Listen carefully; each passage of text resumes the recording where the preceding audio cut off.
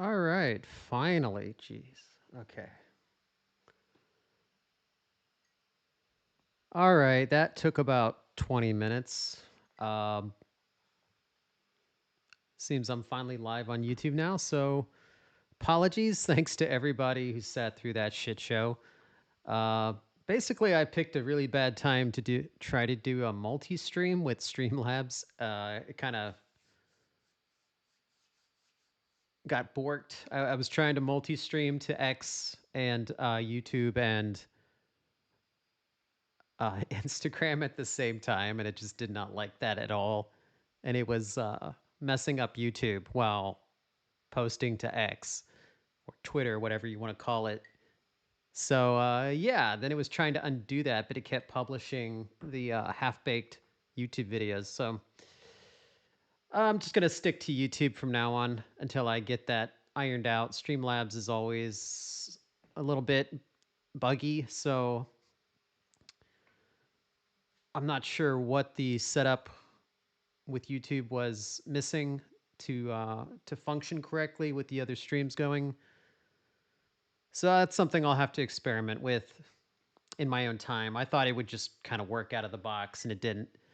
So yeah, hi everybody. A little bit later than I intended to start this, but here we are again, episode 34 for the 34th Q&A. Thanks for your patience. I thought I had gotten all these kind of technical issues ironed out over the last few Q&A sessions, but I guess I always find a way to create new ones. So yeah.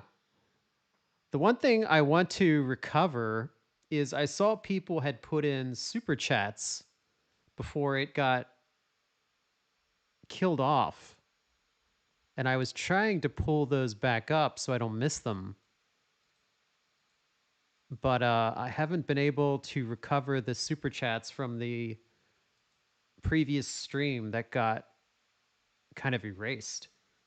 So I'm looking into that. If I can pull those up, I'll read them off. Apologies to everybody that already put in a super chat. This is like the first time something like this has happened. Um, for some reason, they're not showing up in my super chat history. I hope that means it refunded the super chats to all of you and you didn't get charged, but we'll see. So yeah, here we are again. Um, it's been a busy month. If you've been following our social media for Glowstick Entertainment, you see me talking quite a bit about Monsters and Mortals and Super Dark Deception Chapter 2, and not so much about Dark Deception right now. That's intentional. And then Dark Deception Hunted, with the kind of milestones that's hitting at the moment. And I haven't talked a lot about our published games, House 2 or The Bagman, but I'm actually going to be sharing some cool stuff for those pretty soon. So those two games, if anyone's following our published games, are going to be in the spotlight a lot more, I think, in April.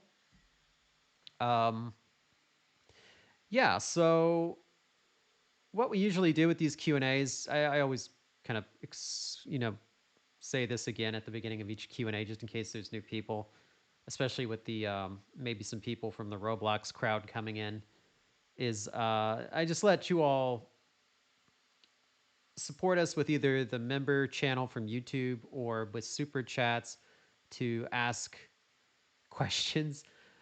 I put questions now because it used to be just like one question, but now a lot of people send in like a list as their super chat, and that's fine. You guys are supporting our team. You can ask as many questions in those super chats as you want. Just don't, get crazy with it like, 12 or 100 questions. I got to get to other people too. And the one rule is I can't answer spoiler questions about chapter 5. I think everybody knows that. I'm not going to spoil anything at this point. I mean, I've been hiding things for 4 years now. I'm not going to ruin it at the last minute just to answer a super chat. And yeah, I'll read nonsense if you send that, but if it's anything like, that crosses the line, I won't.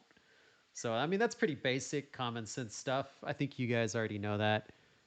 And then at the end, I'll look at emails if anybody sent questions into the Glowstick Entertainment email address, contact at Glowstick Entertainment. I'll take a look at those and see if I can find any questions that haven't already been covered by the member chat and the super chats. Problem is, by the time we get to the email, a lot of people are asking the same questions. So it gets really hard to find a unique question in the emails because everybody kind of has the same thing in mind that they want to know. So yeah, let's jump right into it. Just to give you kind of a brief, I mean, I know you're going to ask a lot of these questions anyway, but just to give you kind of a brief temperature check of where we are with Glowstick Entertainment. It's kind of like a board meeting, I think. Like the fans are Glowstick Entertainment's board. I report to you all about where we are.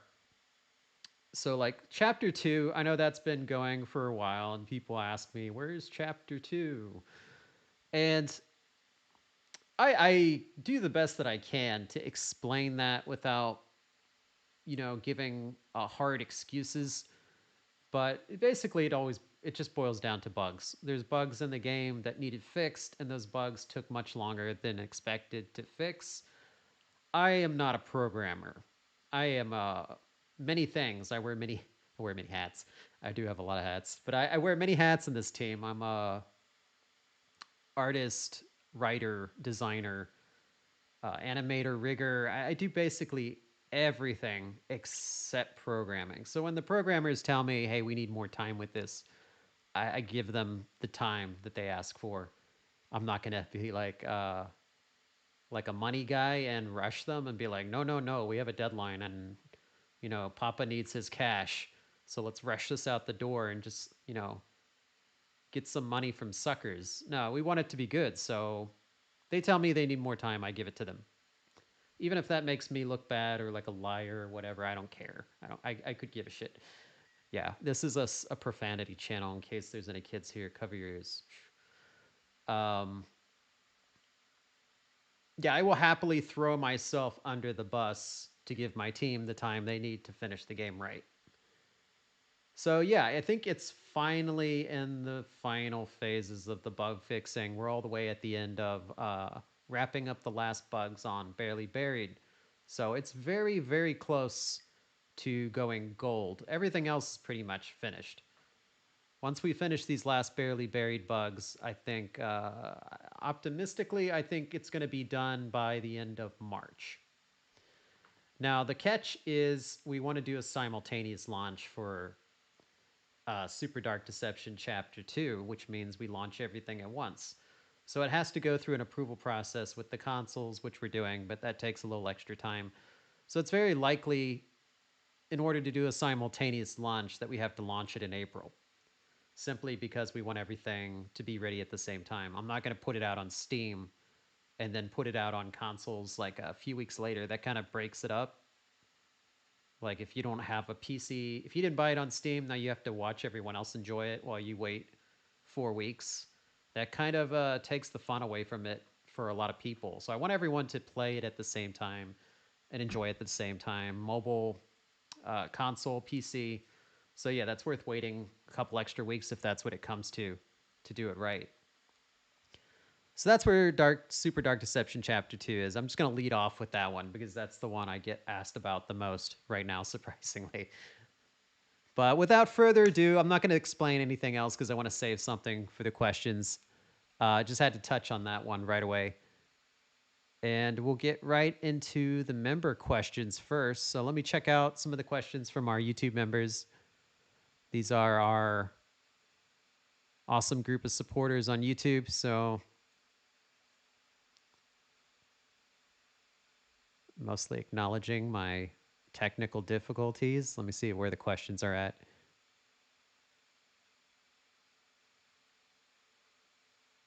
Okay, that one doesn't make sense. I'm not going to read that one.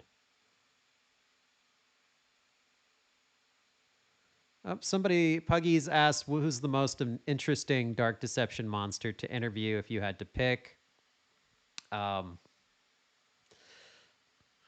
Most interesting, it depends on your perspective of what interesting is. If you just want somebody that's going to be, bring some chaos, to the interview, I mean, that would be Agatha or Lucky. Um, Other than them, I think Mama Bear would be interesting. Very distracted by her kids, but interesting. She'd probably cut it short, so maybe not. Obviously, I'd go with Malik. I think Malik would be the most interesting to interview, but he's not really a monster. He's like the boss demon. So I'm going to count him, though, just because that'd be a cool interview. Like mental checkers or mental chess during the interview. He'd probably offer you a deal before it was over. Let me scroll down a little more. Okay. Actually, I don't think the members have asked a lot of questions yet. They're mostly. Oh, here's one. When can we expect? Let's see. Marshall asks, when can we expect some Dark Deception remake footage or screenshots? How is the progress of the remake going? Well, that's the $1 million question. Well, besides Chapter 5. So the remake progress is going good. There's actually a lot I could show you now, but I'm, you know, timing it. So um, we have like an interesting approach we're doing with remake that is kind of a recent decision that I think fans will like. Um, we're after kind of putting Super Dark Deception out and splitting that into 3 chapters. We feel like that was a faster approach for us to release the game in chunks, like not too many chunks, like 5, 6 episodes, but 3 that have a good amount of gameplay in each one. So we're actually looking at doing the same approach with Dark Deception Remake and Dark Deception Chapter 5. And so what does that mean?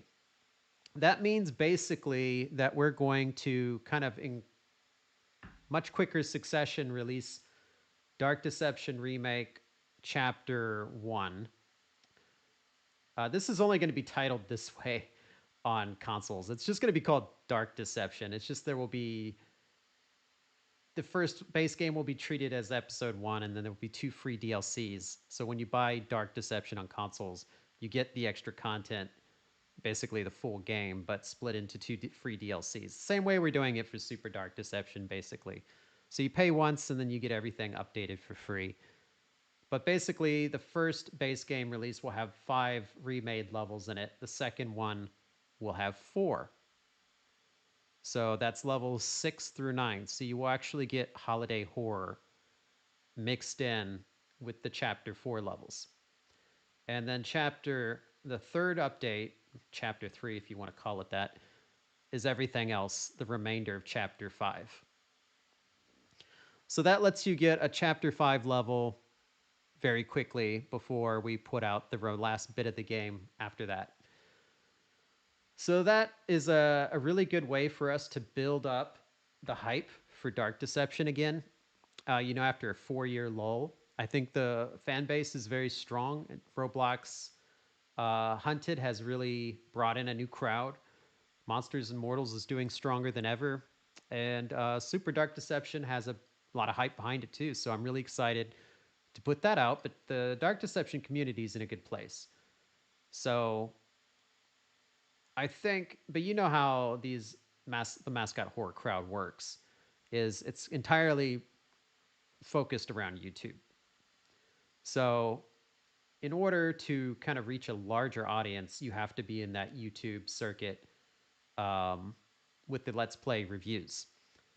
So to get that kind of refreshed and get back new content, new videos people can watch, and kind of bring new players back into Dark Deception, doing that episodic release in quick succession will kind of build that hype back up and let people really get a taste for what the new Dark Deception is. This is going to be a lot of people's first experience with Dark Deception.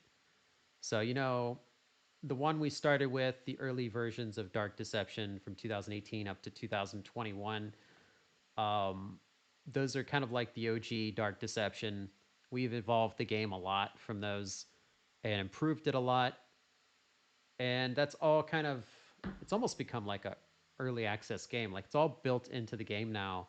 We're not reselling it as like another price for Dark Deception remake. It's just this is the final version of what Dark Deception was supposed to be.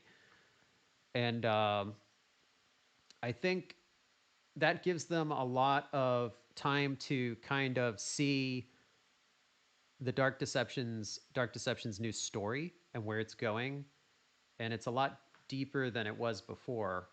There's a lot of people have never played past the free Chapter One demo, basically. So they've never experienced Dark Deception past Monkey Business.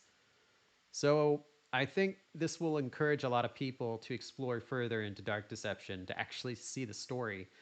Because a lot of people would just play that demo and say, oh, it's just Horror Pac Man, and they never go any deeper than that. And the ones that go deeper than that, a lot of them rage quit at chapter 2 with the Gold Watchers. Um, so we balanced everything. It's got a much cooler story. It's a very it's got a very decent gameplay length now of probably at least between 8 to 12 hours, depending on how good you are. Not too long, not too short. But I think the first release, the base game release, will be kind of the showcase for what Dark Deception is now.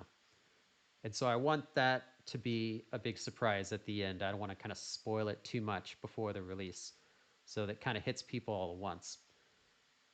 And then as far as PC owners, it's still going to be 5 chapters. We're just going to update each chapter with the new content. So that's not going to change at all. So if you bought individual chapters 1 through 4, we're just going to update the levels in each one of those chapters. It'll be the same as console, just kind of split up differently.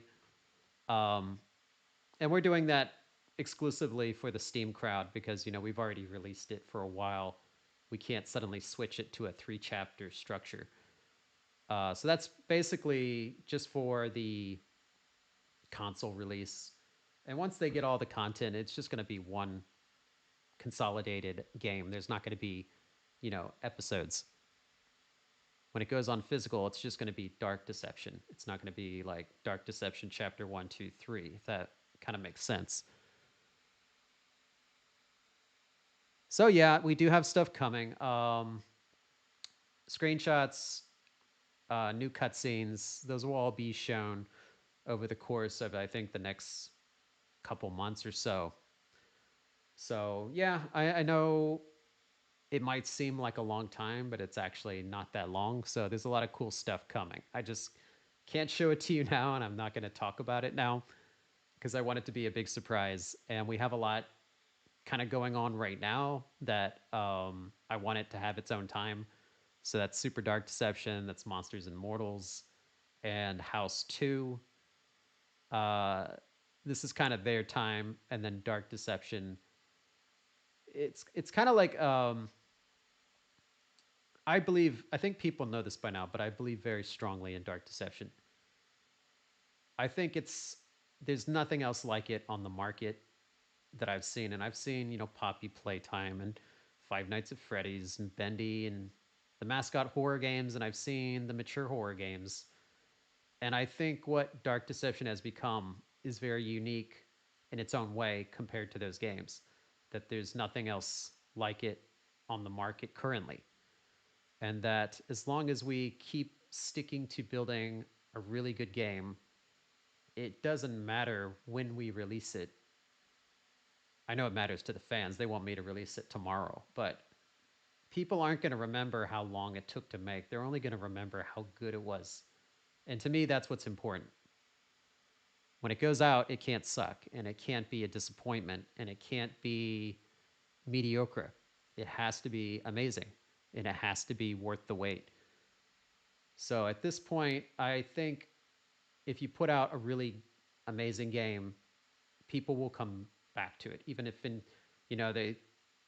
It's funny, the people that tell me that they are not Dark Deception fans anymore because of the delay are always the first ones to our videos when we post them within 2 minutes. They're there to tell me how much They hate Dark Deception now and they've given up on it, but they're there immediately. So obviously, our haters are our biggest fans. They get there right away.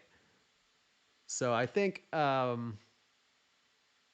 when they see what all this time has been put into, they're going to be hopefully, I mean, fingers crossed, they're going to be happy with the result, and they won't feel like we wasted their, years of their life. Obviously, when we do the sequel, I don't want to take 4 years again or whatever. We're setting up a much the match. Sorry, remind you again. It's like 2 a.m. here. I may speak some gibberish every now and then, but we have a much better pipeline set up now that's speeding things up a lot, and we put in a lot of new team members, so that's helping. But a game this scale and quality is going to take time, no matter what, no matter how many people you have or how good they are. So, all right, that's a long-winded answer, but that's a not a complicated question, but an important one. So, wanted to address it thoroughly. So, thank you for listening. Let me find another member question.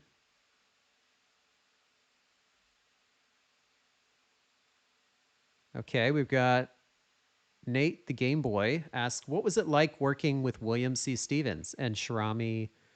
Gotta, gotta remember Cherami. Okay, Cherami Lee. I butchered her. I butchered her name during the recording session too. She had to correct me. So I'm like, am I saying it right now? Jeremy, if you're listening, I'm sorry. You already know I'm suck with your name. But yeah, I had a great time recording with both of them. They're both just extreme professionals. They've done this many times. Jeremy has been in like basically everything, every popular AAA title that I can think of that I'm a fan of, especially stuff that's more JRPG ish. She's been involved in as core characters, key characters in the game. So a lot of people mention Danganronpa. She's one of the characters in that. Negi. She's also in, of course, Persona 5. Um, she's just done so many iconic characters that it was a really, I mean, I was kind of fanboying a bit having her recording one of our characters for us. It was really cool. And she just got right into it with ease. It wasn't even she didn't even need a warm up. She just jumped right into the character and owned it. So it was really cool and easy to work with her. I think it's actually I think that's the one benefit to working with SAG after the union is because they're very expensive and they can be a bit difficult to work with as far as their policies, but you get access to really amazing voice talent. And I think like that's the reason I have faith that AI is never going to fully replace voice actors just because of people like Carolyn and Christopher Corey Smith and Shrami and William C. Stevens. Their talent is just off the charts. So and they bring a lot of emotion and a good feel for the characters to the role that I think it's going to be hard to replicate. So William, he's done Rude from Final Fantasy VII Rebirth. If you've played either one of the new Final Fantasy VII remakes, he's Rude in that, and he's also in Mortal Kombat. I keep forgetting the character's name. Is it Dax or Jax? Yeah, Dax. I don't know why I always want to say Jax. Oh no, I was right. It is Jax. So, okay. Google search let me down. It brought up Dax first for some reason. Must mean a lot of people are searching the wrong name, the same as me. So anyway, yeah, he was awesome. The main reason I got him is because he has a very deep voice that I liked, that I felt was really good for Puppet King. So it's deep, but it's very smooth. So it's very easy to listen to. I think when he's recording, it's almost like some kind of a sound therapy, just listening to him talk. So it's really cool to do these recording sessions again. As if any of you remember, because of the SAG strike, we couldn't record for like a year and a half. So it's really cool to have actors back in the studio and actresses and doing all of this and hearing them bring our characters to life. That's a lot of fun.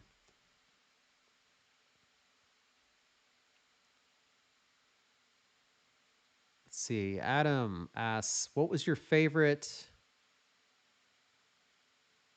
Oh, what was your favorite? Making Super Dark Deception or the normal Dark Deception?" I mean, honestly, I don't have a favorite between them. Obviously, I love Dark Deception a bit more just because you can do a lot more with Unreal and it's more realistic. So I feel like it brings the world of Dark Deception to life a lot better. And I can be more mature with the content because it's targeting more of a teen audience.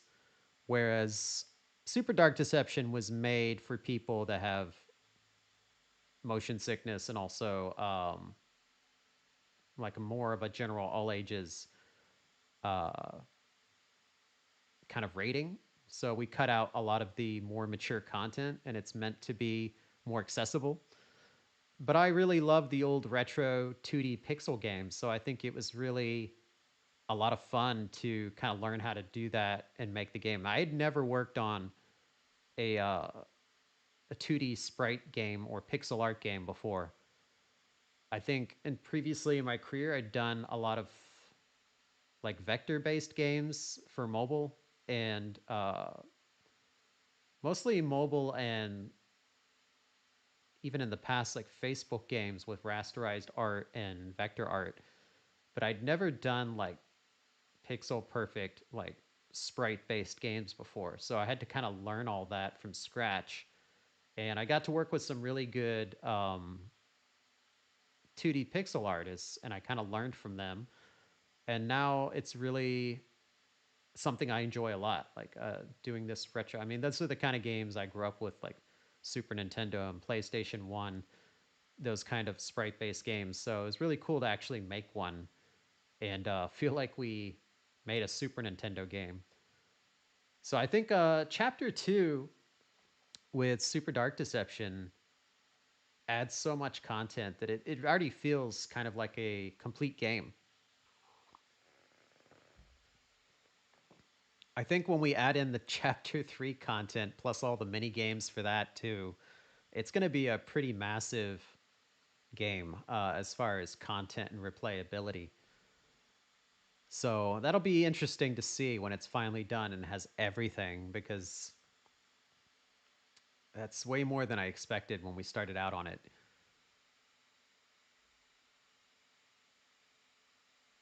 Let's see. Puggies asks, "Is Darkstar the type to lose her temper and shout?"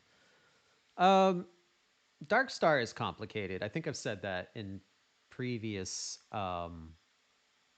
Q&A sessions. If you listen to her voice reveal, you can see that she's got kind of a commanding nature and that she not really loses her cool, but she can has kind of a sharp tongue at times. A lot of people were comparing her to Junko from Danganronpa because of the final line, "It's execution time." She is, I mean, I won't say that Danganronpa didn't have any influence on Prison Panic. It did have a little bit. I wouldn't say it's the primary inspiration for Prison Panic, but it did actually play a small role in inspiring that level. Um, so if you've played Danganronpa and you know Junko, then you know her personality. I would say Darkstar has a little bit of that in her. Um, she definitely has some other personality traits that I haven't shown. Some people have seen it. I think from the Fortnite teaser, we put a little poster in that had some kind of propaganda art of her, so they can see that she has a darker side to her. I mean, she's called Dark Star, so. But yeah, I mean, all I can say at this point is she's complicated. But Yeah, you'll probably hear her scream and shout a bit throughout that level. It's just in what manner I can't say, but yeah, the volume does get raised a bit.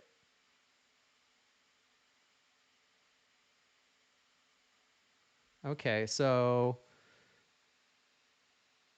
what is that? TGC Games asks, since remakes releasing in three parts, does this mean there will be three platinum trophies? Oh, yeah, actually, that's a benefit of the Super Dark Deception approach, is that each free DLC we give to update the content in the game gets its own platinum trophy. So, yeah, you will get three platinum trophies just like Super Dark Deception. So, if you're one of the platinum trophy collectors like I am, then yeah, you can earn three of them. It's like a easy win, right?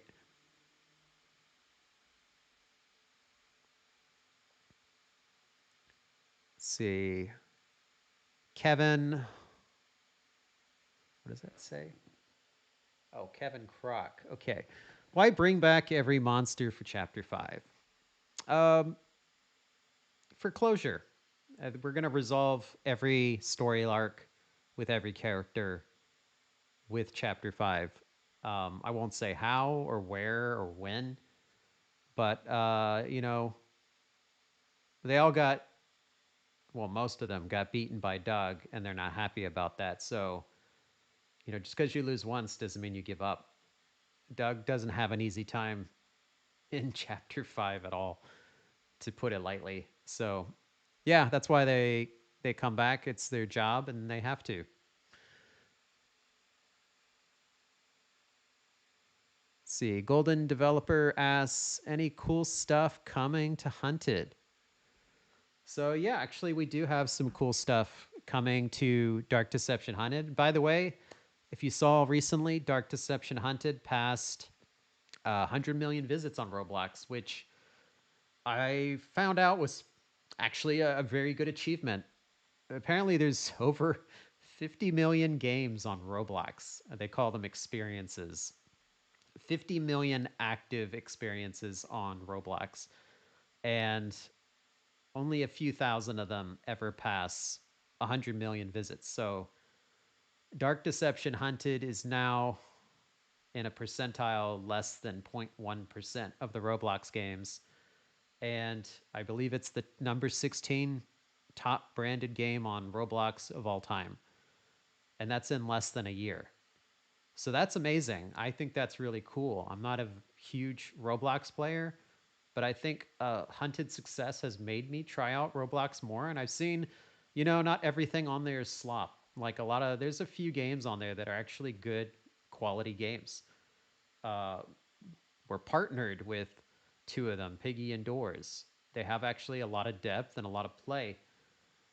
So I have hope for Roblox in the future that they're going to feature and promote games with more depth, and it won't all be, brain rot type stuff or slop content from AI. I mean, obviously, it's going to take a while. They're just going with what gets the numbers, but it's cool that a game like Dark Deception can get the numbers. We're not getting billions of visits yet, but 100 million is way more than anyone expected. So, because of that support, we have Barely Buried coming to Hunted soon. And it's a very different version of Barely Buried. So if you've already played Barely Buried, you might want to try this one out because I wouldn't say completely redesigned it, but it's dramatically changed. So it has two maze zones. The cabin maze zone has been expanded into a much larger maze. Like it's pretty big now. And it connects in a different way to the caverns to the next maze. And the way it flows, because we've cut out the story, it has a lot more action and engagement with Mama Bear and the Trigger Teddies, and it's a little bit more fast. It's a little bit more fast paced. So that may be really cool to some people, and it's something different and refreshing, a different way to see Barely Buried, even if you've played it to death on Super Dark Deception or Dark Deception. And then after that, we have an original map coming that we put into the Hunted Discord server and took a vote on. but we were already kind of planning to go with that anyway. And that is an original map based on Phantom of the Opera. So, what we're planning to do with Hunted is we don't, like I said to many people, this was never supposed to be a replacement for Dark Deception. It was a way to share Dark Deception with a massive new player base and let them sample Dark Deception and appreciate it and learn what it's about through Roblox.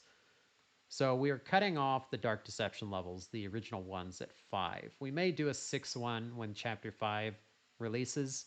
So we might take one of the Chapter 5 levels and Roblox it to make 6 Dark Deception levels. But every other portal in the ballroom and Hunted, and there's like 5 others, and we can easily expand that, are going to be either original or Roblox exclusive original Dark Deception maps or collab maps. Like we partner with, I don't know, Doors or somebody to make a Hunted map for those.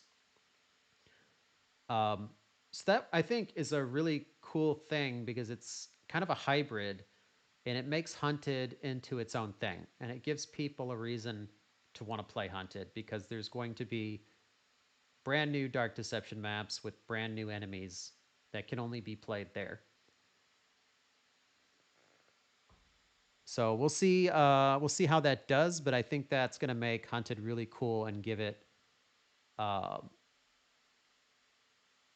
legs for the long run because it's expanding the Dark Deception universe. It's not just cloning what's already there. It's actually adding something meaningful to what we've built on outside of Roblox.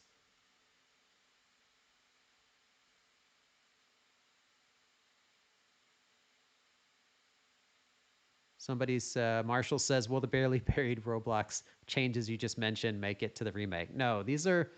That's the one thing. It's like not every Dark Deception game is connected. Like one change in this game has to be put into the other games. It's not like that. They can all be their own thing.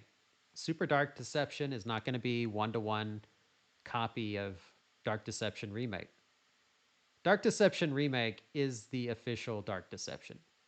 That one is canon. That is the main game. Super Dark Deception is a spinoff, a 2D demake of that, kind of like making a Lego Batman instead of Arkham Knight. It's like a fun way to appreciate the Dark Deception story in a different format. So it allows us to make some changes. It's not going to be an exact clone because not everything in Dark Deception is appropriate for a fun little game like that. And same thing for Hunted. Hunted is a large crowd of kids. It's all ages in there. They have adults, they have kids. Yeah, the adults are the problem, but as kids. And we kind of make it something that's appropriate for all ages. And we realize not everyone in there is a Dark Deception fan. So we want to give them something a little bit new and also not cannibalize or try to take attention away from the main game. So that's a way for them to discover and appreciate Dark Deception and motivate them to go play the other games. So we don't want anyone to feel like they're playing the same game 3 times. Like every Dark Deception game will offer something unique that contributes value to the Dark Deception universe and franchise. I mean, otherwise, what's the point if they're all just perfect clones of each other? That would be boring. Let me see.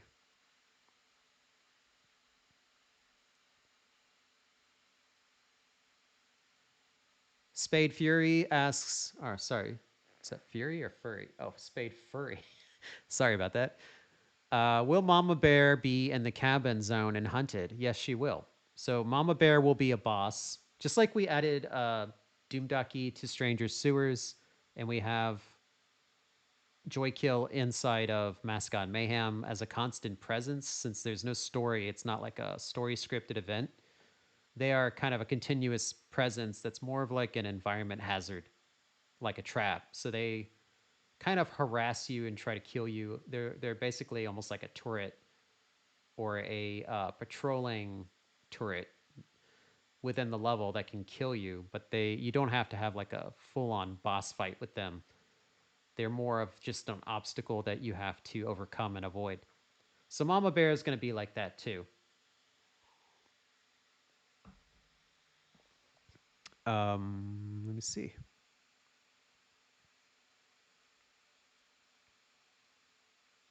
That is hard to read.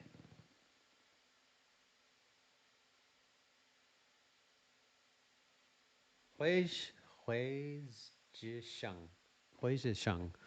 In the hunted, will there be a stealth phase in the Mama Bear level? Well, that's another key change. Is unlike the main game, Barely Buried, you are not stripped of all your powers when you enter Barely Buried. So some people may spend money to buy powers, like the consumable items. And even if you don't, even if you spend nothing, you'll have a couple powers to use. So that makes it a different experience. And because of that, it's going to be loaded with enemies. So you're going to have to kind of fight your way through. There's going to be a lot more teddies around. So, I mean, if you want to stealth your way through, you could do that. I kind of did that with Stranger Sewers, stealthing my way through because I'm really bad at that level in Roblox. So yeah, you probably could stealth your way through, especially if somebody else on your team is running around like an idiot, drawing all the heat. Then you can just kind of slip through while they're dying, use them as like a decoy, body bag, or kind of a meat shield or something. So yeah, you can stealth that way. If you're by yourself, then you can try it, but it might be a little harder.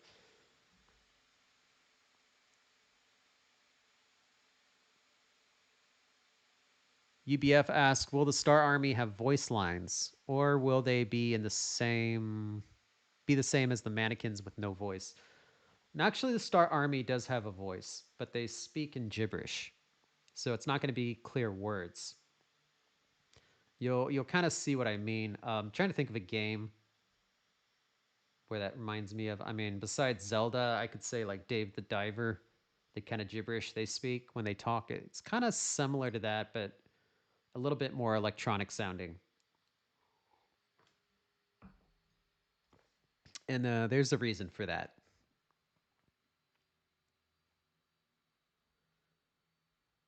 All right. Let me jump to a couple. Let me see any of our super chats.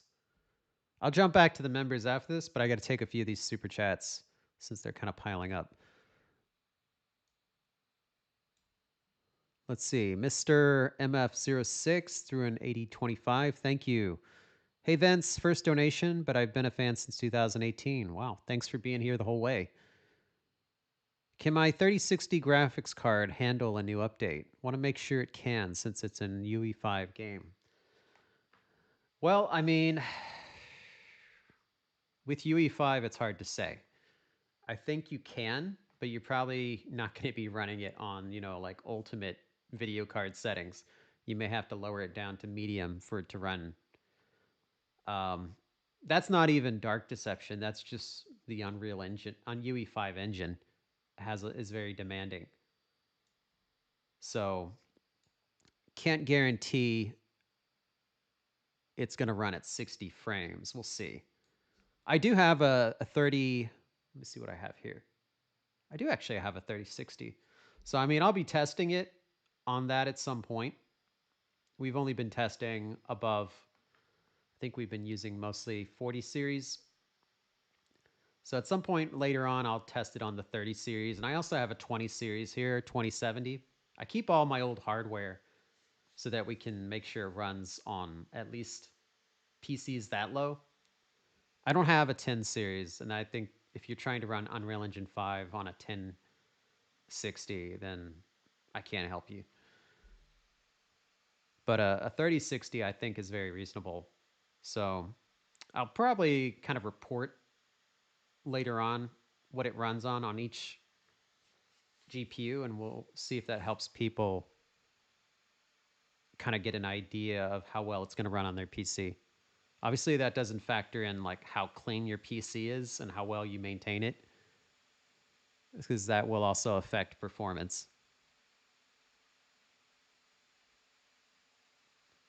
Capybara Gamer through in 5 reals. Thank you, Capybara. Hey, Vince. How does S ranks change for your fortress's size? Does it have 3 zones if you have no S ranks? What about the bosses? How big is Fear Fortress with only chapter 1 through 4 S ranks? Well, I can't reveal anything about Fear Fortress as far as how the S rank path changes the size of it or how many maze zones there are. I mean, you can just say the standard 3 zones. That's an easy way to look at it because every level after what Mascot Mayhem is basically 3 zones. So just go with that for now. And as far as the boss count, I can't reveal that either. How big is Fear Fortress with only chapter 4, 1 through S ranks?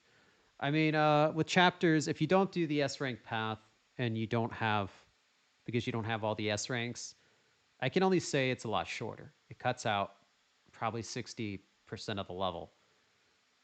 It's almost like a shortcut, but you're missing the truth, basically.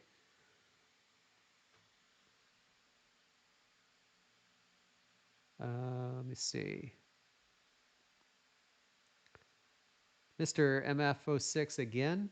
Thank you again. Does Fear Fortress have heavy metal for its OST? Malik's favorite. Does Lucky keep his iconic psycho punches kill shot? Will people like Corey, Ryan, and Dawko get updates early? Oh, 3 people, yeah. Okay, does Fear Fortress have heavy metal? So if you saw Super Dark Deception, the Steam cards, Malik's Steam card said that his favorite music is heavy metal, which actually we did incorporate into his music. So Fear Fortress actually has guitars like heavy metal guitars mixed into a few of the tracks, especially with some of the boss fight tracks. So we actually did pay attention to that and put it in to fit with Malik's personality. So yes, you will actually hear some guitar riffs and stuff, and a little bit more of a rock sound from some of Fear Fortress's music, especially when it concerns Malik. As far as Lucky's kill shot, Lucky is a little bit different in Fear Fortress, so his attacks are a bit different. So yeah, you may run into his kind of punch barrage he does when he's fighting you, or when he kills you in Mascot Mayhem. But he has some new tricks up his sleeve as well. And as far as content creators getting early access, yeah, I mean, we definitely want to get the game as quickly as possible to people, content creators that have been with us the whole way and supported Dark Deception through chapters 1 to 4. Absolutely, especially Corey and Dawko and Ryan. So, I mean, we put them in Monsters and Mortals for that very reason. Super Horror Bro, I think, is kind of quasi retired. So if he still wants to come back and play it, we'll definitely, send it to him as well. And we actually have a list. So we have a list of people, and anyone who's a Dark Deception ambassador is eligible to get it early as well. But of course, there will be like an embargo in place so that they don't just kind of leak it out early. But I think the trailer we put out later is going to give away a lot anyway. So it's very intense. Capyvar Gamer threw in another 5 reals. Thank you, Cappy. See, I've seen that Nixon left Glowstick Entertainment. How are you handling work? Will development for Dark Deception 2 start right after Chapter 5? Or will there be a new game or DLC first? So, yeah, I can confirm that. Nixon is now focusing 100% on TJOC.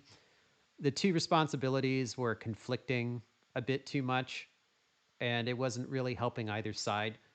And I was getting tired of FNAF fans blaming me for TJOC's delay. So he's focusing entirely on TJOC until that's done.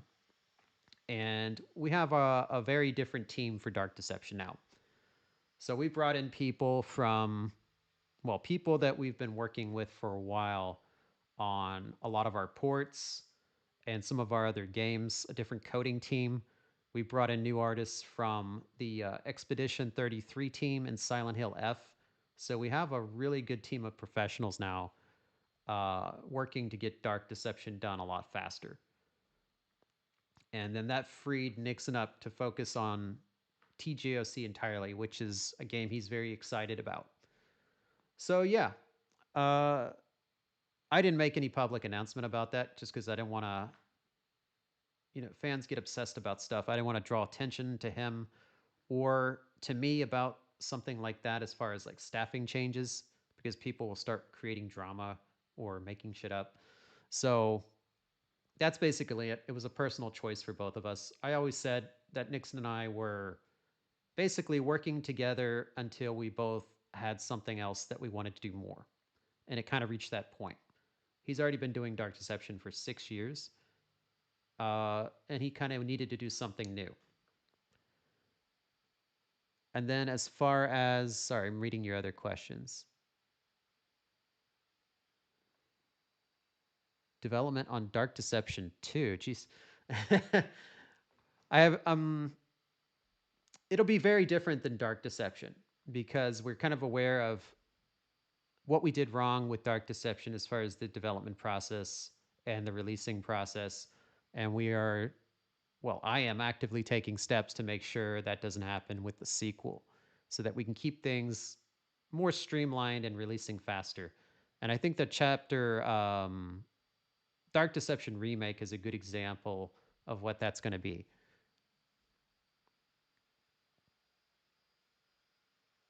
So, yeah, development of Dark Deception 2 will begin immediately after Chapter 5 releases. At least the early phases, like production, story writing, um, kind of the art design phase.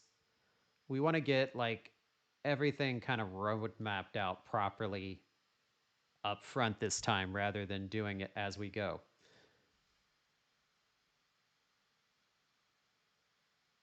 Be a new game or DLC first.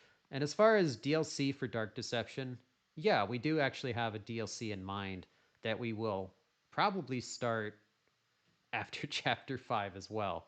So that'll be kind of a gap fill between the end of Dark Deception's first game and then Dark Deception's second game.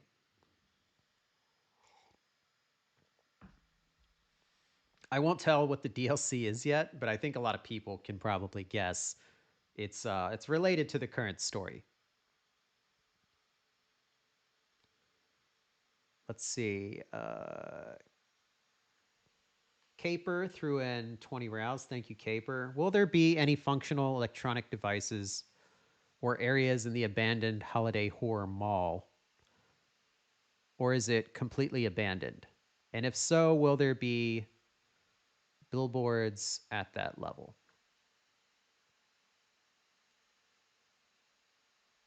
Yeah, I mean, there's still some stuff in the mall and Holiday Horror that's functioning. Not everything is kind of dilapidated and broken. So there will be escalators that work and store signs that are still functioning. It's just all going to be kind of poorly maintained and obviously in a state of decay. It is completely abandoned except for the man, the killer mannequin army.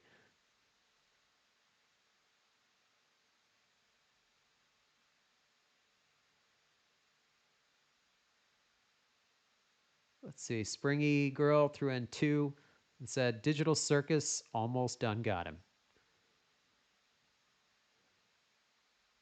Christian, sorry. Oh, Christian Davis threw in two also and says, or just asked, when is Super Dark Deception Chapter 2 coming out? And I touched on that earlier, but just in case you just kind of jumped in, it's going to be done in March, basically, as I said, but we're probably not going to release it until some point in April so that we can get through the lock check process with consoles and do a simultaneous launch because we don't want to put out Steam first and mobile and then do consoles later. We want to kind of update everything at the same time so everybody can enjoy Super Dark Deception Chapter 2 together.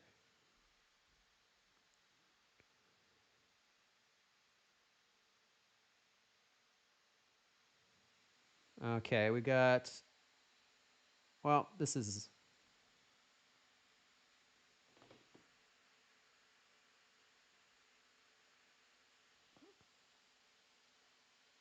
Sorry, I can't read his name, but threw in 70 NTD. It said, please stop enhancing old chapters. Just focus on chapter 5. Well, unfortunately, we're not going to stop enhancing old chapters because then the game would look really, really bad because you'd have old art from 2018 against a game built in UE5 in 2024 to now.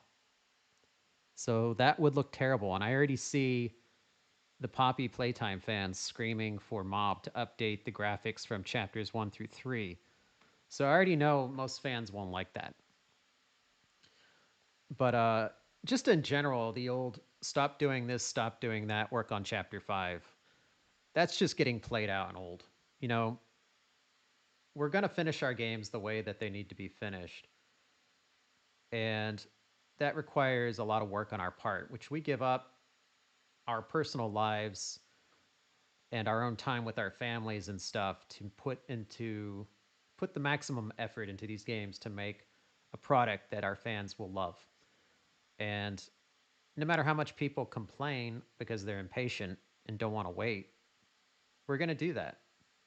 So if you're one of those impatient people that doesn't like to wait and wants to harass us by saying, stop doing all these things that I don't like and only focus on the thing that I do like, we're not going to listen to you because you're not speaking on behalf of all our fans. You're only speaking on behalf of the fans that like the same thing you do.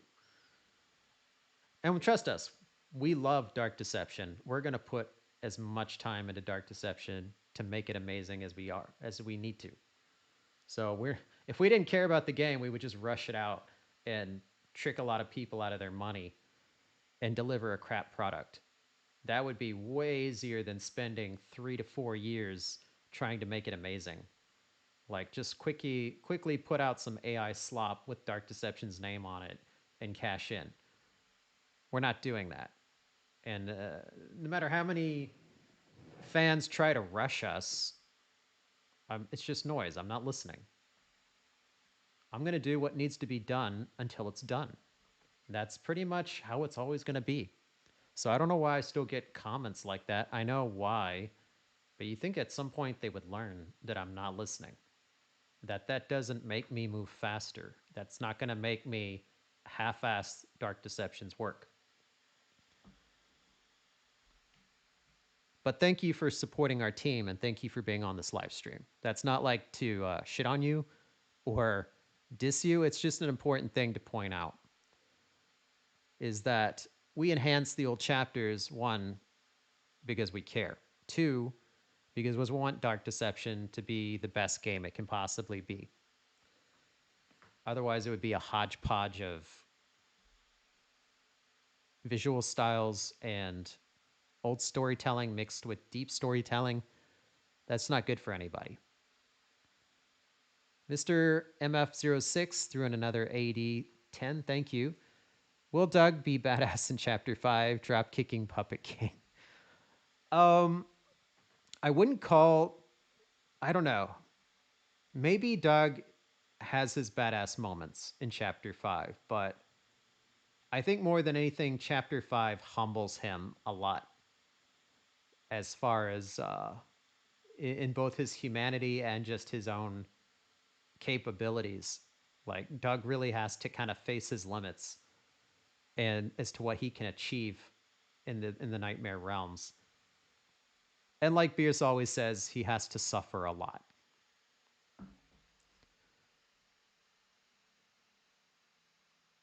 Let's see, TGC Games threw in 5. Thank you, TGC. Have you found a manufacturer in the Glowstick store plushies? When the remake update comes out, will you ask Queso to play it?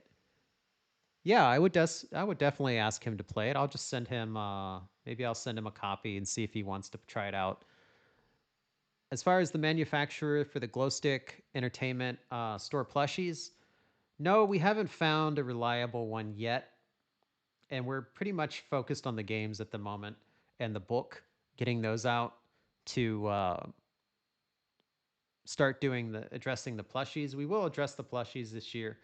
Most of the manufacturers are still in China, so we've been looking at some Chinese factories that make it. We've also looked at the Philippines and Vietnam, but some of their quality wasn't the best, at least the ones we saw. So it's a it's a slow process to find the right manufacturer to work with that can do the right materials and has a quality standard that we like. We've seen plenty that do uh, kind of janky looking plushies, but they're good enough for some things. But we're not happy with that, so we're not going to make people pay plushie prices for that kind of quality. Um, the one thing I am going to do is I have still an inventory of the makeshift plushies, and I may put those on the store to sell off the remainder, just because I need to clear out some space in my in my storage unit. So we have a storage unit here where we kind of keep a lot of older inventory. It was something I was kind of keeping around for charity events and also for um, just my own personal collection. But now it's taking up too much space, so I'm just gonna put it back up. So some of those limited edition, like no longer made makeshift plushies, I may sell some of them off on Glowstick Entertainment store pretty soon.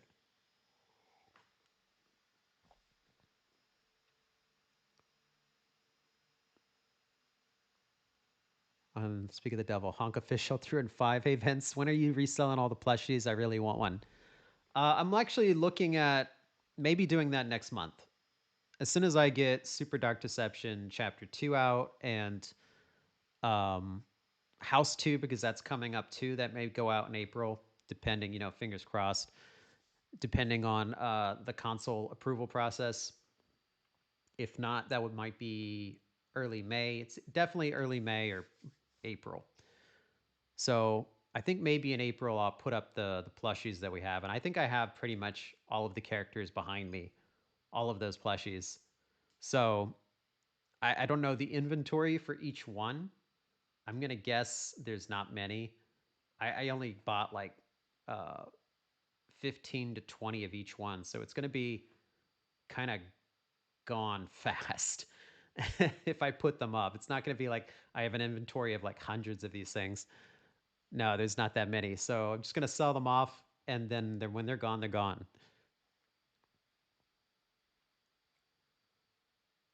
And these things are brand new. They're still in the pouch in the box that was delivered to me from the factory. I never opened them.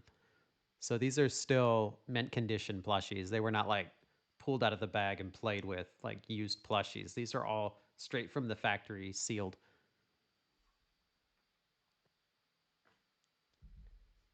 Let's see. Another one from Mr. MF06 through another 10. Thank you. He says, I can't believe Bierce will appear in an actual movie. Yeah. Bierce is going to be in the Dark Deception movie. I mean, it's early. I can confirm it. She's in the screenplay. I just actually got the first uh, remake of our screenplay for the movie, and I think it's in a pretty strong place. It's definitely got some work to do, and I'm working with the writing team on that. But I like where it started, so I don't feel like it needs a lot of work to be good. Because I saw recently the report of what the Five Nights at Freddy's movie was back when Warner Brothers had it, and it could easily have been something like that. I think it's better than that. It's probably somewhere in the middle of that and the final Five Nights at Freddy's movie as far as quality. So I think it needs a lot of work to go, because we obviously want it to be better than the Five Nights at Freddy's movie, um, at least for the storytelling. Um, so yeah, we're gonna put our time into it. We're gonna make it really good, and I'm gonna be involved every step of the way as far as the story goes to make sure it's like a real, it's actually authentic to Dark Deception. But yeah, Bierce will be in the movie. See, Pyro Shark threw in five. Thank you, Pyro. How optimized can you guarantee The Dark Deception enhanced update will be for a low running PC, and will the cutscenes be pre-rendered or in game?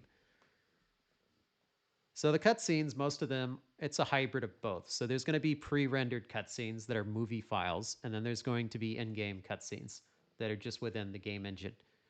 So you're going to see both. And as far as low running PC, I mean, that really depends on what you see as a low spec PC. So I mean, you have to remember that this game is now built in Unreal Engine 5, and Unreal Engine 5 has minimum requirements. So if you are trying to run this on like a 960 from, over a decade ago, it's just not going to work. It's same as if you try to run it on an Intel HD graphics card. It's not going to run. Even Unreal Engine 4 couldn't launch on that. So I think anybody that knows, if you're playing on PC, you should know a bit about PC hardware and building PCs, and the specs required for modern games. I see a lot of people on X compare modern games to shareware games, like, oh, this used to run on a calculator. I guess these new devs just aren't trying hard enough. I'm like, that entire game is like 100 megabytes. Games today, even with modern compression technology, I mean, if they did it right, it's less than 15 gigabytes, but they get crazy with it up to 100 gigabytes for those open world games. But regardless, the demands of the game increase with the engine versions and with the scale and complexity of the games. So I would advise at least a 30 series or above. I mean, these will run flawlessly. We already have Dark Deception running flawlessly on PS4 and PS5. And PS4, I don't think, is a really powerful piece of hardware. So as long as your computer can match whatever your video card is, can match a PS4 as far as the specs, then it should do okay. If your PC has the specs of a PlayStation 1 or 2, then I can't guarantee anything. I mean, we'll optimize it, but optimization is not like some black magic that makes modern games run on a calculator. That's just not how it works.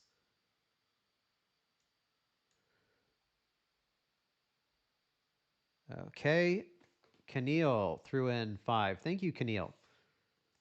Question, Vince. Does the Demon God OST take place in Fear Fortress or Wicked Ways? It takes place in the game.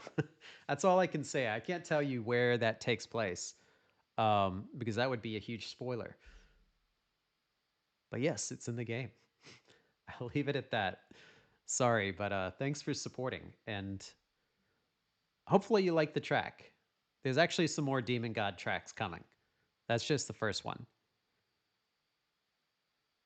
Mr. threw in another 10. Thank you, Mr. Did Danganronpa have an inspiration for Darkstar? Yeah, actually, I mentioned earlier that um, Danganronpa wasn't like a primary inspiration for Prison Panic or Darkstar, but I think it was an inspiration for that line, its execution time. So I would say that's kind of where Danganronpa inspired Prison Panic and Darkstar, is that element, just that kind of expression. Although I think Danganronpa was its punishment time. It's just if you know the theme of Prison Panic and you know how the game that level plays, it makes a lot of sense why she would say that.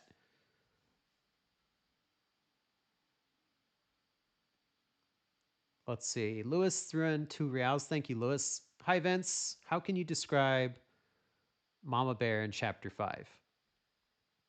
Um, Present?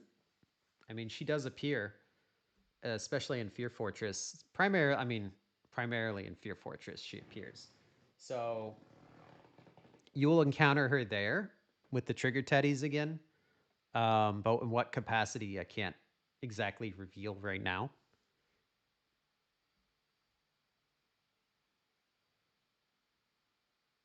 See, Capybara Gamer through another 5 reals. When shipping for, or when does shipping for book 2 start? Are the organic traps in Holiday Horror fleshy like or plant like? Is there another Chapter 5 teaser trailer or the gameplay one next? Okay, so let's start with the first one. Shipping for the Chapter 2 book. Don't have the shipping date yet. If you did the pre-order, it says it can take up to 3 months. We're still in the manufacturing process, so when they're done manufacturing the book, I will kind of let everybody know that it's going to start shipping soon. So nothing I can give you for that right now. Organic traps and holiday horror. Trying to remember what that is. If I said something earlier in a previous uh, Q&A session, and if I was fully lucid when I said that. So there is a trap in holiday horror.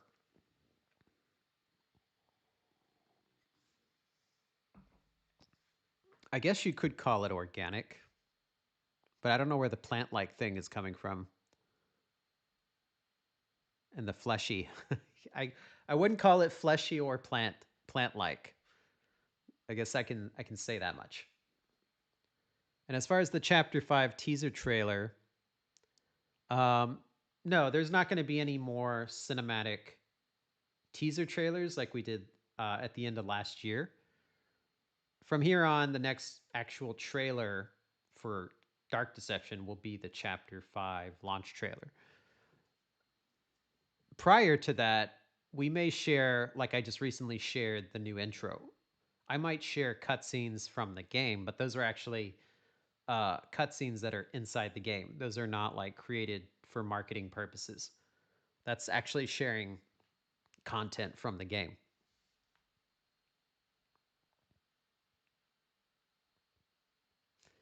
See, Papa King threw in 2. Will you post the OST that was in Darkstar's voice reveal? Eventually, but not yet.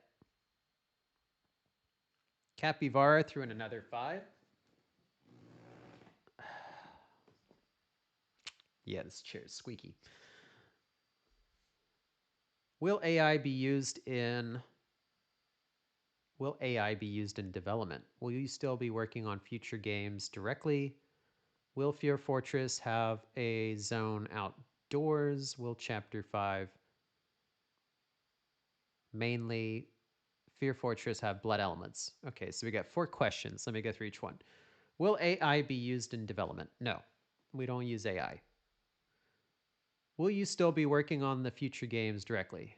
Yes, I'm involved in all of our games. Let's see. Will Fear Fortress have a zone outdoors? Yeah, there is an outdoor zone. Will Chapter 5 mainly, or will Fear Fortress have blood elements? Um, blood elements. No, I mean, in general, I try to avoid blood in Dark Deception just because um, I don't think it's necessary to add anything to the game as far as horror. We're not trying to make like Outlast, so I don't think like a ton of blood and gore is going to do anything for Dark Deception. If we do have it, it's just going to be kind of a decorative element. I think maybe there's one area in Fear Fortress that might have a little bit of decorative blood, but that's pretty much it.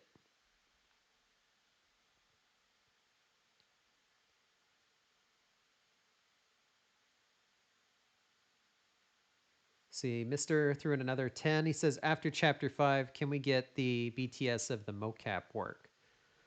Behind the scenes of the mocap. Yeah, I could probably share a video of that. It's pretty interesting, especially after you know what it actually relates to. Then it'll be fun to see that. I actually think after the full game of Dark Deception is out, I'll show a lot of behind the scenes stuff so people could see what we were doing for all those years. It's interesting to watch some of it.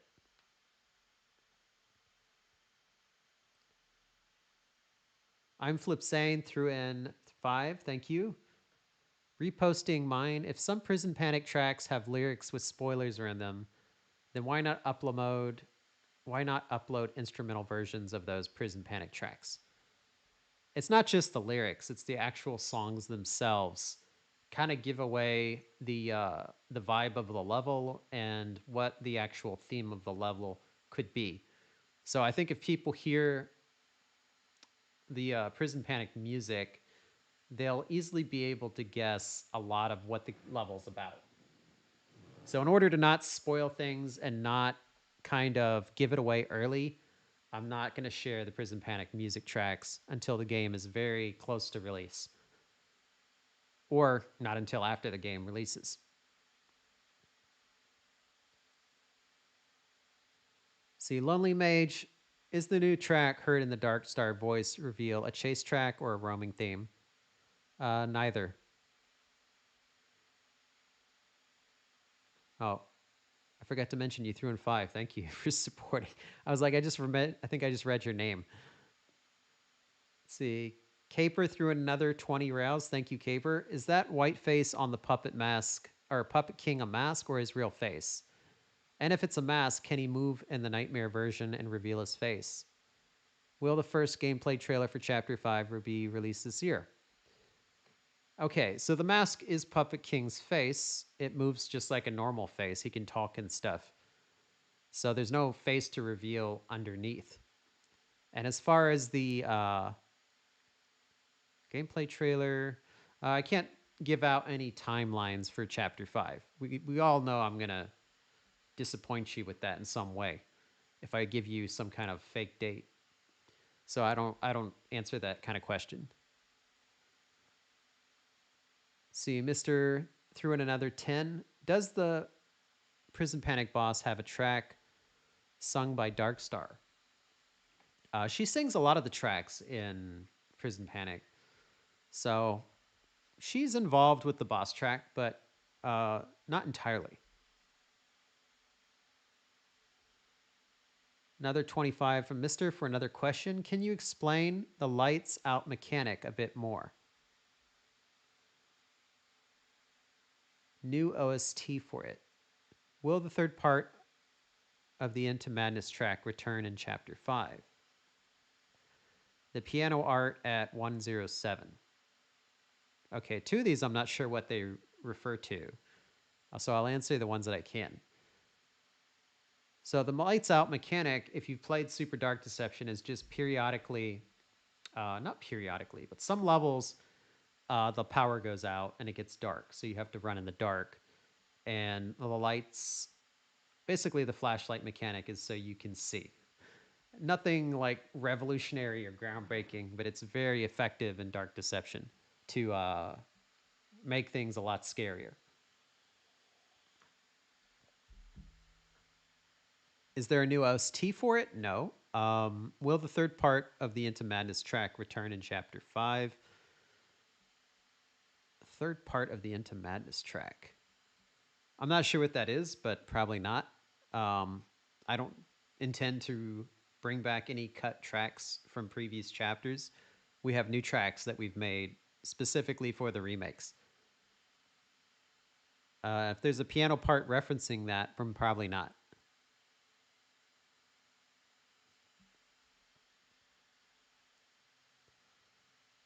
Let's see. Kevin threw in two says, "Can we ask about the info on the wiki?" I don't know what you're referencing. What info?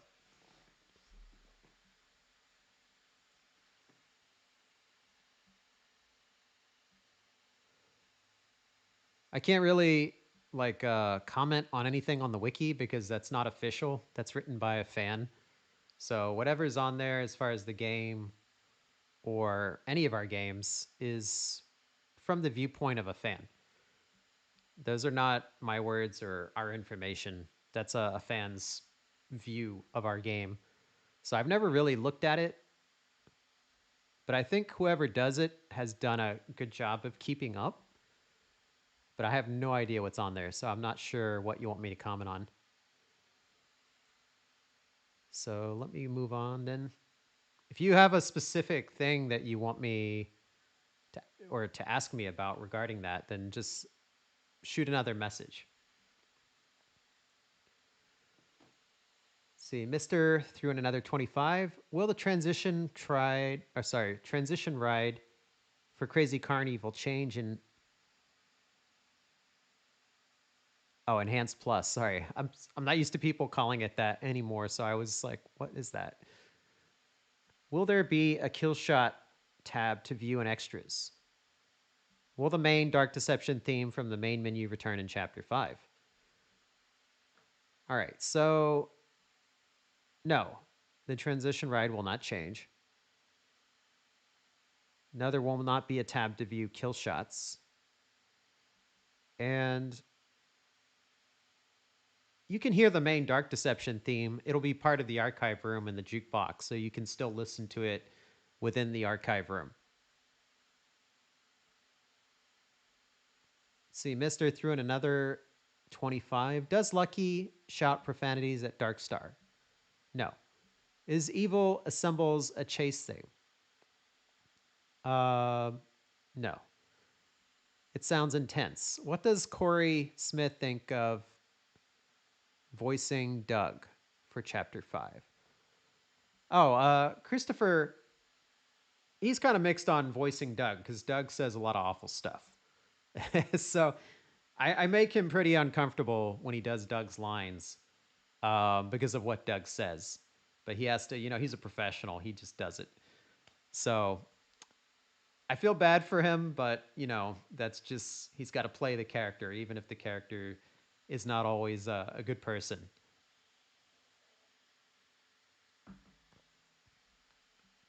But he gets to do some good stuff with Doug, too. It's not all bad. See, Mister threw in another 10. Does Puppet King work out? By the way, his voice is great.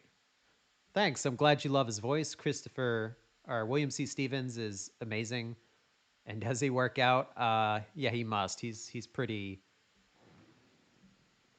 buff. So I assume he has all that time in the mall. They must have a gym there somewhere. Maybe I should put one in just to kind of add that lore to him. And last one from Mr. Let's see, last donation, Ace Attorney Dark Deception, but with Doug Hauser as a protagonist. What mini games for Dark Deception? Joy Joy Gang rap still in Chapter 5. Have a great day, Vince. Well, thanks for all the support tonight. Ace Attorney Dark Deception with Doug Hauser as a protagonist. That would be interesting. We already did kind of a spoof of that with the Monster Energy thing with the YouTube video that we made. So I could definitely see that as a game. It would be fun, but probably as a mini game. And as far as mini games for Dark Deception, they're very different from the mini games for Super Dark Deception because they're all in 3D. So we do have one that's in progress right now, and then we have I think another one planned.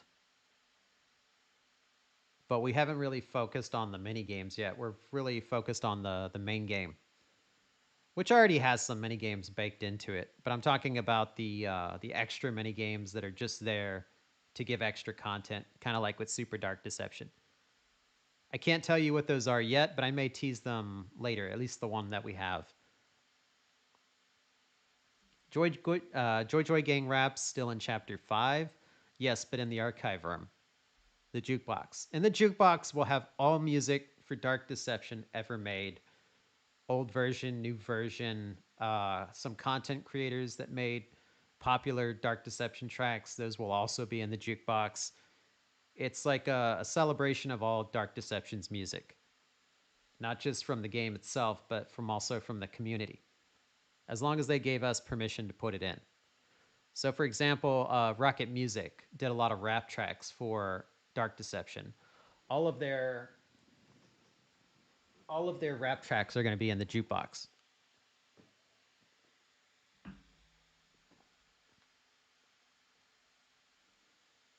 Mew Mew Meadows threw in 2. Will the Ghost Children and Elementary Evil be voiced in Enhanced Plus? No, they don't have Well, they have voices, but they don't have like speaking voices where they're going to have lines and stuff. You're not going to hear them talking. It's just sounds. Let's see. The Crystal Eye. Hey Vince, sorry that I keep asking.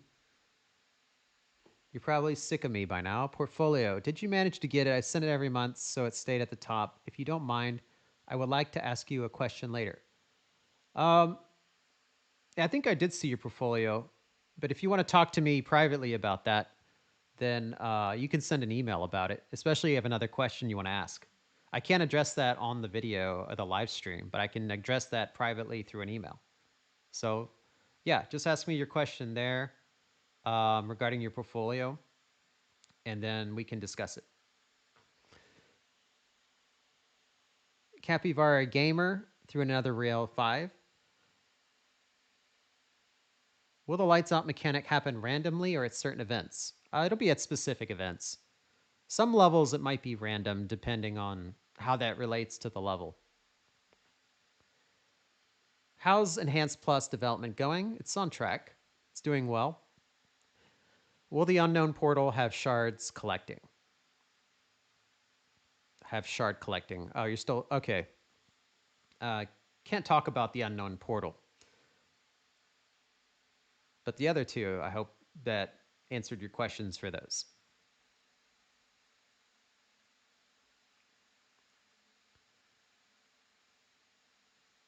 Let's see. Sorry, I'm trying to read this one. Cinder Order threw in 5. Thank you. Since the price of Dark Deception will increase, will people who pre-ordered the game through Dark Deception Complete in 2019 have to rebuy it? No. If you already bought it, you own it, even in the new version. You don't pay anything. That's the benefit of being an early supporter. You get that early supporter discount. So when we raise the price, that only affects new people that never bought it.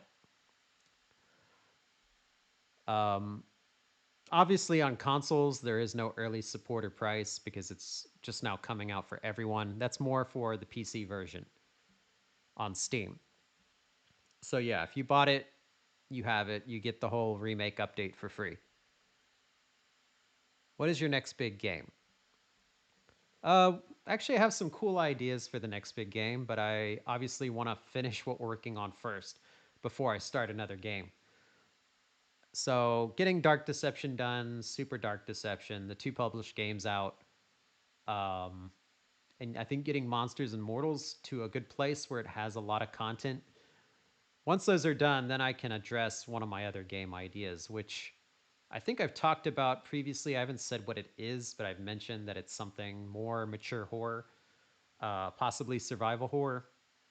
So I'm pretty excited to get to try something new finally, but we're still going to keep working on Dark Deception. So even if I'm doing a new franchise like that, I'll simultaneously be working on, Dark Deception 2 at the same time.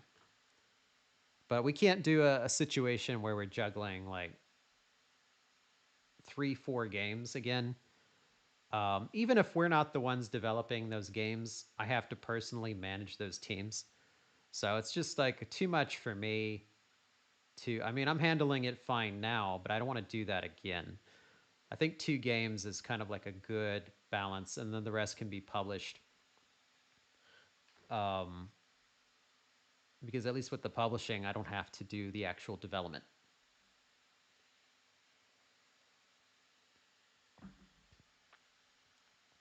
Let me see.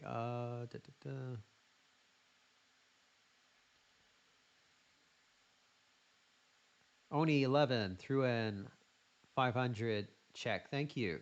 Hi, Vince. This is my first live stream. My question is, what are the kills jump scares going to look like in third person? And are we going to see Malik holding a cigar like he does in the book? By the way, the voice actors for Dark Star Puppet King are absolutely amazing. I agree. I think they're awesome. As far as your first question, the kills jump scares are going to be the same no matter what view you're in. So if anyone's hoping for third person jump kills, we're not doing that. It will just cut straight to first person view when you die. So that's not going to remain changed. Only the gameplay view changes based on first or third person. Now, there's some deaths that we might do in that we will do in third person that we are doing, like traps. So for that one, you will see yourself die in third person. But if you're killed by a monster in the jump scare, it's just going to be first person. And as far as Malak holding a cigar, yeah, you do see him holding it at one point. But some countries don't like that. They don't like to see drugs, tobacco, or alcohol on the game. So we have to be very tasteful and limited about where we include that. Mr. DevBro threw in two. When can we expect a gameplay trailer for Chapter 5? I'd love to tell you, but I can't because that's related to a timeline. But thank you for supporting us. Capivara threw in five. Thank you, Cappy. Again, will there be emotes in Monsters and Mortals? Not at the moment. We don't have that planned. Will there be zones 2 to 3 in Monsters and Mortals? No. Each level only has one zone. Will there be collabs, DLCs, skin packs? Yeah, we can do more DLCs, or I guess more skins for more DLCs. It really depends on the license holder and whether they allow that. Not every company that's licensing to us allows us to do additional skins for their DLC. It's not like, oh, Monstrum got it, so they all get it. It's not that way. Every license holder has their own set of rules, and we have to obey that to get their license. So if they're like, this is the set look for our character and it's iconic, and we don't want you to ruin that with these other weird skins, then we can't create new other skins for those characters. It's just the way it is. Yong Ho Choi come to the Coma 2 DLC? Possible. But generally, when we finish a DLC, it's done. It's wrapped. We don't keep adding new content to it unless um, the license holder requests that. Even then, we'd probably just do an additional expansion DLC. Kind of like Dead by Daylight has multiple Resident Evil DLCs, and I think they have multiple. I've seen they have multiple Silent Hill ones too. They just sell them like additional and individually. It would be something more like that. Who's Vicious Vince? There's no Vicious Vince, but we do have Vicious Sister, so that's enough. She's holding down the fort just fine. Mew Mew Meadows threw in another five. Will characters from some of the Dark Deception novels appear in the Dark Deception movie? Not the books. So the book characters like Sarah Dillinger and Detective Evans from the second book are not going to appear in the movie. It's entirely focused on the main Dark Deception story.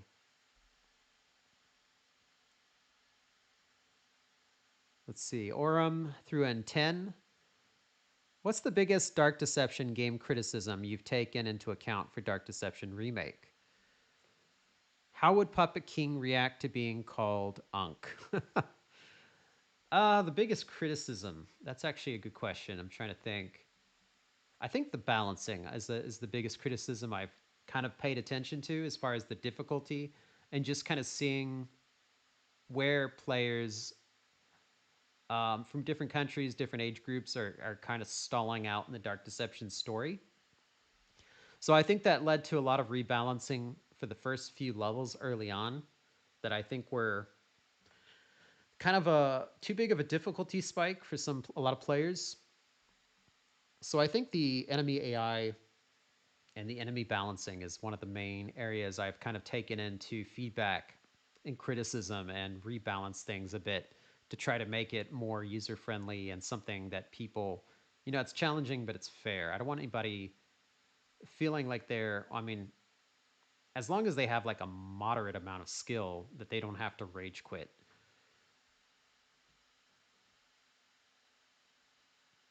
I think Puppet King would just ignore anybody that calls him Unk. He wouldn't even acknowledge it.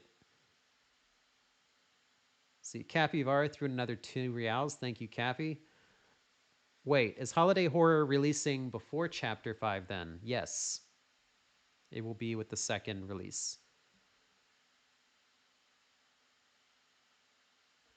Cinder Order threw another 5. Thank you, Cinder Order. Following on the Twitter posts saying that you aim for Super Dark Deception Chapter 2 to be between mid-late February to early March, are there any updates regarding this release window? Yeah, just to touch base on that again. The game will be done. So basically, the programming team needed a lot more time. It's kind of like a sliding thing. They work on it. They think they're going to be done within this time window. They change their mind. They tell me they need more time. I give them more time. And it goes on that way. So the game will be done before the end of March, but we can't release it individually. So it's going to be probably likely more in April because it has to go through the approval process with Sony, Microsoft, and Nintendo. And that takes up to a month. That's assuming that there's no mistakes that we need to go back and fix. As far as bugs, something we missed or the programming team missed. So if it gets sent back because there's a game-breaking bug that they missed, then they have to fix it and send it back to them, and that kind of restarts the month window. Sometimes Sony reviews things fast, and Nintendo reviews things fast. Sometimes they're very slow. It depends on the month, how many games are submitting at the same time. There's a lot of factors that we have no control over. So whenever those are all approved at the same time, that's when we will release. So even though the game is done, we can't put it out until it clears those hurdles. So that may delay it an additional month or so. Just to kind of set everybody's expectations. It's no longer about us finishing the game. It's about getting the approval.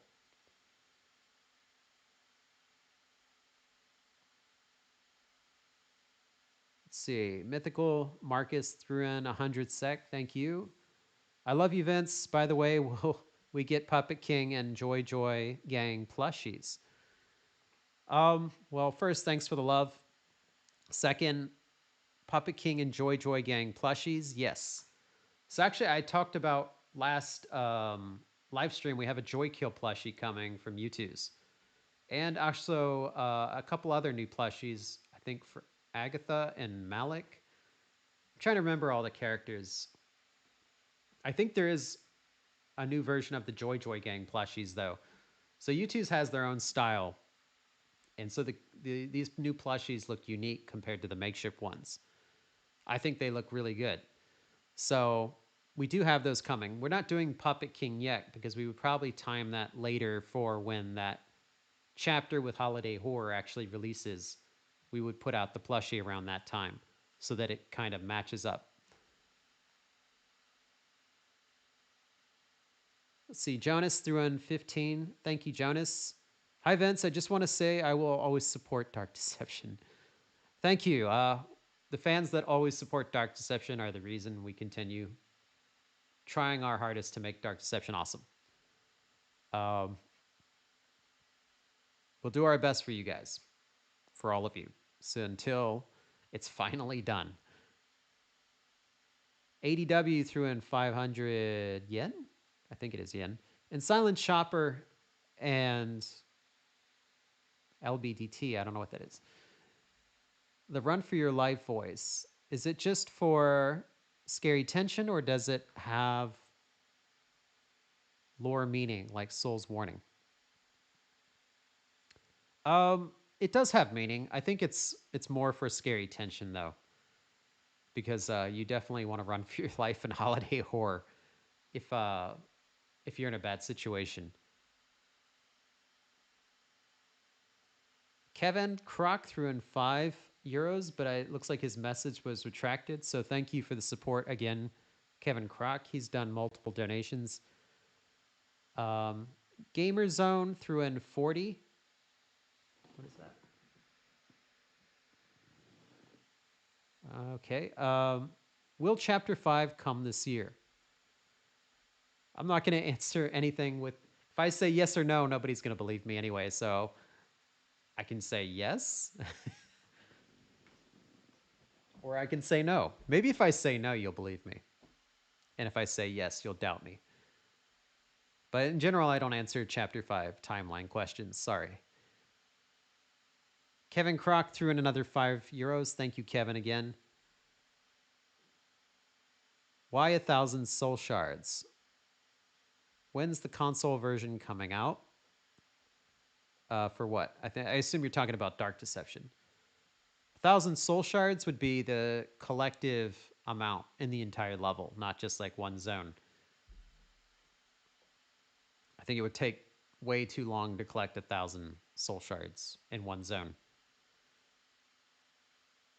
As far as console version coming out, if you're talking about Super Dark Deception, probably April. If you're talking about Dark Deception, I can't say because that's another timeline question. Any info on the sequels after the main game? Not really, only that I know what the next game is about. I just haven't written out the script yet. But the story is mostly set according to what plays out in the first Dark Deception game and how that one ends. Kelvin threw in Hong Kong 25. Thank you, Kelvin. Will we get another level demo version of Dark Deception Enhanced Plus? Unfortunately, no. That's it. Can Malik ultimately be defeated? That remains to be seen. And is Malik a demon who is valued by Demon God? Can't reveal anything with the story. I can only say that Malik values the Demon God. Mr. Mister threw in 5. Thank you, Mr. Mister. And the new Dark Deception intro with Doug spawning in the void. What do the 3 orbs that orbit Doug represent? Oh, those are souls, basically. Mortal souls. There were 4, but we see one of them spawn Doug. So yeah, Doug's not alone in that void. Even though some of the shots make it look that way, there are a lot of mortal souls kind of around him. Those were just kind of 3.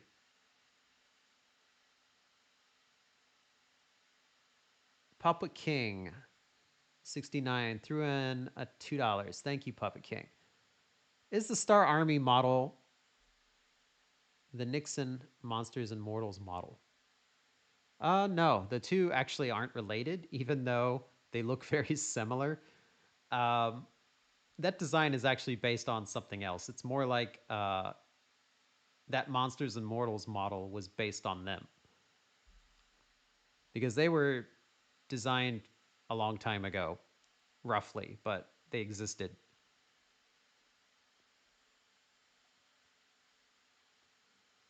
Let's see. Vaxorin, okay, threw in 5. Thank you. Will Zone 3 of Holiday Horror take place in an outlet part of Puppet King's Mall, since Zone 3's OST is titled Fear Outlet? No, it's all within the mall interior. Vaxerin threw in another 5. Among all levels only with Dark Deception, chapters 1 through 4 remake. Which level is currently the scariest and most difficult for you? Well, just within the remake, I would say either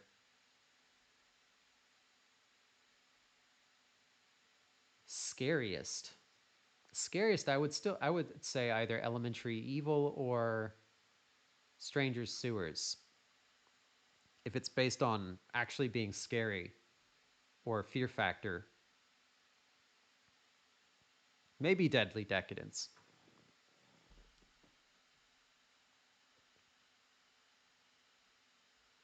One more, well, let's see. We got 2 more from Vaxerin, so each one is another 5. So thank you for all these contributions. I really appreciate it.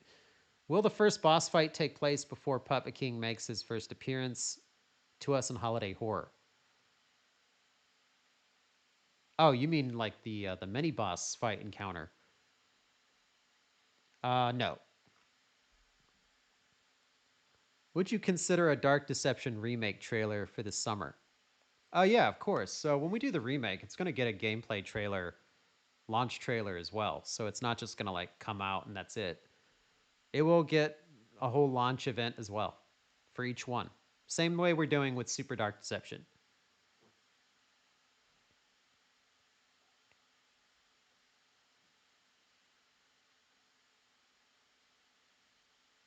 Oh, we got, let me see. Three more from Vaxerin. Let me get all of these. I threw in 25. Thank you, Vaxerin. Sorry, I'm just gathering up all your questions. Does Puppet King avoid Christmas religion? Yeah, his mall has nothing to do with religion. Does Puppet King like the terrors and stress of modern Christmas?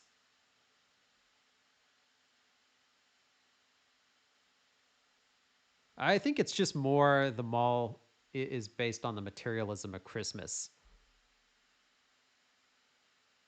Why would a nightmare realm from a hell world be Christmas themed? Um, I think because it corrupts something that mortals hold dear. It's kind of like it takes something that brings them comfort and joy and twists it into something that terrifies them and uh, tortures them and kills them. That I think that contrast is kind of a form of torment. Will there be a previous Dark Deception single floored zone that will become more than single floored in Dark Deception Remake?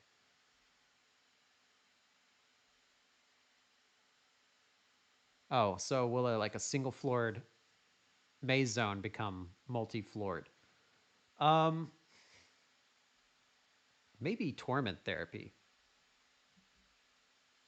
No, that was already multi floored. So thinking back, just kind of running a quick check of all the levels in Remake. Maybe Stranger Sewers. Kind of. It's kind of halfway. You'll see what I mean later. Have you ever raged out loud during one of your playthroughs of holiday horror? No. I've gotten very used to sucking at my own game, so it doesn't piss me off anymore because I expect to get destroyed right away. So I know if I can S rank it, everyone can S rank it. I'm kind of the barometer of whether the S rank is achievable. Have you ever had your son or other family members play test some of your games? Yeah, I tried to get my son to play test Dark Deception. I've said this before, but he told me it's too scary, so he didn't want to play it, even the monkey level. But he loves Super Dark Deception. He plays that, and he keeps asking me where Chapter Two is. So he's waiting on Super Dark Deception Chapter Two. I mean, he's 9 years old. Um, he doesn't want to play the normal Super Dark Deception because it makes him scared. Whoops, YouTube did the jump. Let me find where it was.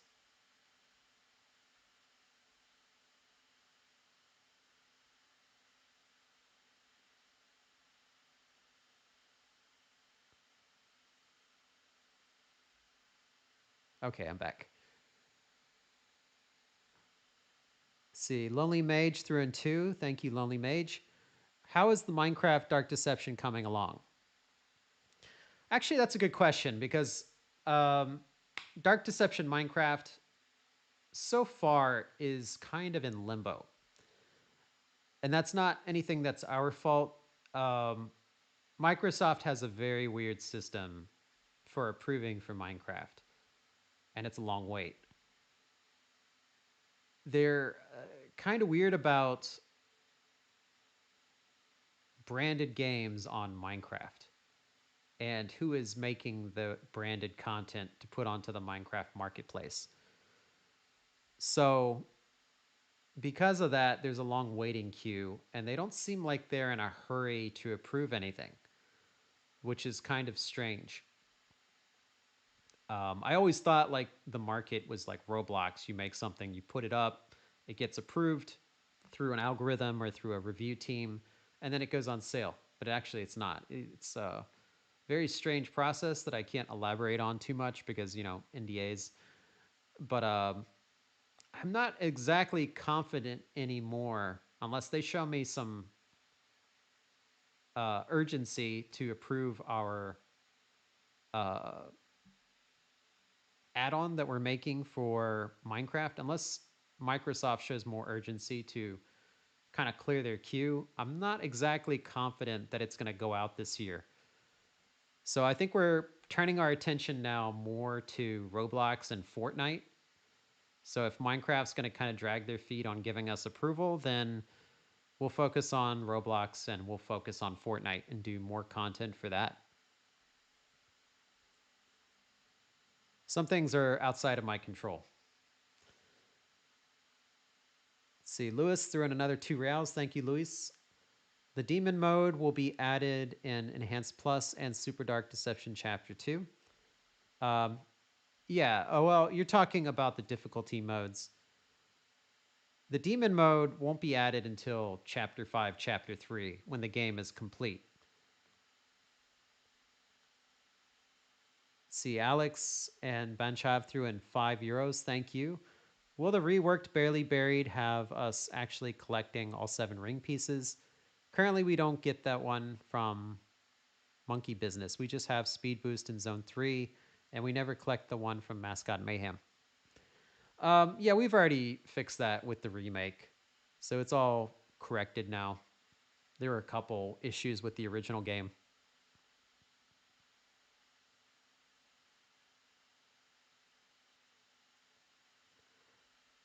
Mew Mew Meadows threw in another 2. What are some of the inspirations for Fear Fortress?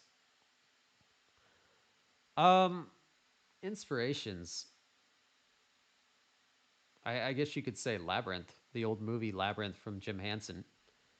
That's probably the main one. Maybe Final Fantasy VII a little bit.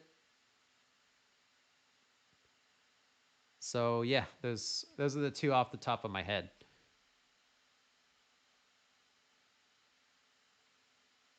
Crystal Crystal Eye threw in another £5. Thank you, Crystal Eye. Are you going to make the Dark Deception games safer for people that have photosensitive epilepsy or motion sickness? Just thought I'll ask. Motion sickness, I can't really do anything for. The game plays the way it plays.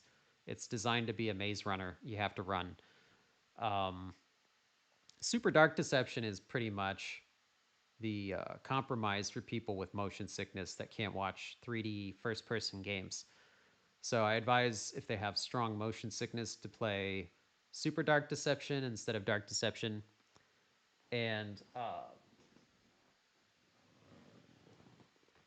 as far as the photosensitivity and epilepsy, we have a warning in the game now that we present at the beginning of the game prior to the title screen. But there's not much we can do as far as like toning that down. We've tried to avoid making anything too flashy, but there are some scenes where it's just unavoidable. It's part of the game. So we do kind of caution people if they know they have that issue to take precautions and avoid playing the game if they need to. Pyro Shark threw another 2. Thank you, Pyro. But the message was retracted, so just thank you for your support. Croco64 threw in £10. Thank you, Croco. Hi, just asking for some clarification. The main menu and UI is unfinished. Yes, that's correct. Fans don't like the removal of cool UI things like the dark streaks on the pause screen and the character art on the main menu. Uh, that's fine. I think with any art decision we make, there's always half the people like it, half the people don't, or 3 camps or 4 camps of opinions. Um, we know what we want the game to be, and we're gonna move forward with that, even if some people don't, like a segment of our fans don't like it. All I can do is say sorry, but we have to change things. Uh, when we change things, it's for the better. But I know some people have that's subjective. People may not agree with that opinion, but we trust our own gut and our own instincts as artists and creators, and we're going to go with the decision that we believe looks better. So if some fans are attached to the old UI art, I actually take that as a compliment because I did all of that art. But even my own art, I acknowledge that it's not um, good enough for the final game, so it needs to be redone. Now, what you saw previously was very rough, temporary art, and I think you're comparing it to other rough art that we have no intention to use. But as far as the UI UX, that's going to stay the same. It's just going to be a different look that's more polished and final. But we're not going back to the old art. That's the old game. It doesn't look good. Doesn't look good on a big screen either. And the game has kind of grown beyond that. So yeah, sometimes change is bad, but I think in this case it's good, and you have to kind of keep an open mind about that.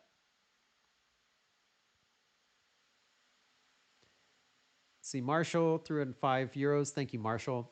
Will you change the transition between Barely Buried Zone 2 and 3 in the remake? How are the zone transitions in the remake overall? A lot of the transitions have changed, and some of them have stayed the same, and it's just visually different. So it really depends on the level. Um, as far as Barely Buried between Zone 2 and 3, no, that transition's still pretty much the same. It's just the layout and the look is different.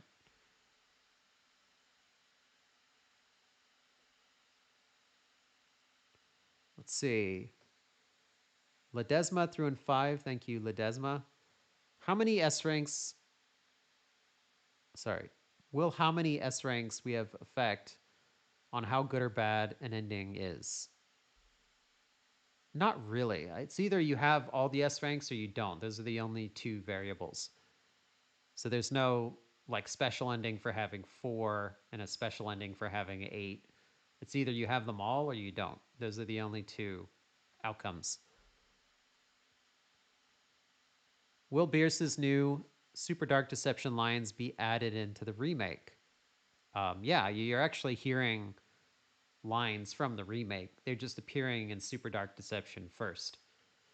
So you're getting a preview.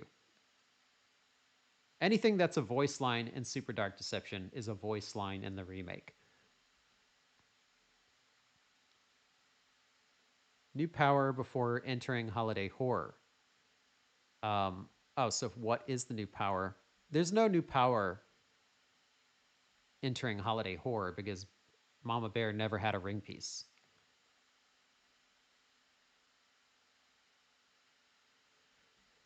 Let's see. Keneal threw in 10. Thank you, Keneal. And by the way, Vince, your videos and live streams like the Dark Deception 5 OSTs and the Dark Deception Q&A live streams and more make my day whenever I have a bad day. I really enjoy them a lot. That's actually cool to hear because I think that is something that I do as well. When I have a bad day, I will watch, or not watch, but listen to any content creator that I like, just review some game and see if it gives me a little bit more joy in the day or it brings me a little bit of laughter listening to them play some crappy game or play a good game. I think it's good to kind of just lose yourself in somebody else's voice for a little bit. Kind of takes your mind off whatever's ruining your day. It's a good distraction, put it that way. So if I'm here, if me doing this live stream is helping anyone distract them from their daily problems or their life issues for a moment so they can have a little peace, then I'm glad that's like a secondary benefit of doing these live streams because I know plenty of content creators have done that for me. It's a good way to kind of decompress. So thank you, and yeah, glad I can help you out. Pyro Shark through and two. Thank you, Pyro. Can you say one out of character line from chapter 5? Um, it's not that I won't want to. I can't think of any. Sorry. It's too late at night. It's like 3:20 a.m. here. I'm running on fumes right now. See, Lewis threw in two Royales. Thank you, Lewis. Which many games will be in Enhanced Plus? I think I mentioned earlier, although you might not have been here for that, is planning to have four mini games in Remake, but a lot of them may come at the end. So the first release is only going to have one mini game. Second release, probably going to add a second one, maybe a third, depending on our timeline. The other two mini games may get lumped in with chapter or the third release, the chapter 5 release. So we may have to kind of push those to the back. Whereas with Super Dark Deception, because 2D games are a lot easier to develop and make, even though it takes a long time to bug fix them, as with any game, the actual art production is a lot faster. So we were able to make those mini games a lot faster. Croco threw in another £5. If the remaster is split into different parts, does that mean we will have to wait for levels 5 through 9 remastered once parts 1 through 3 release with the first four?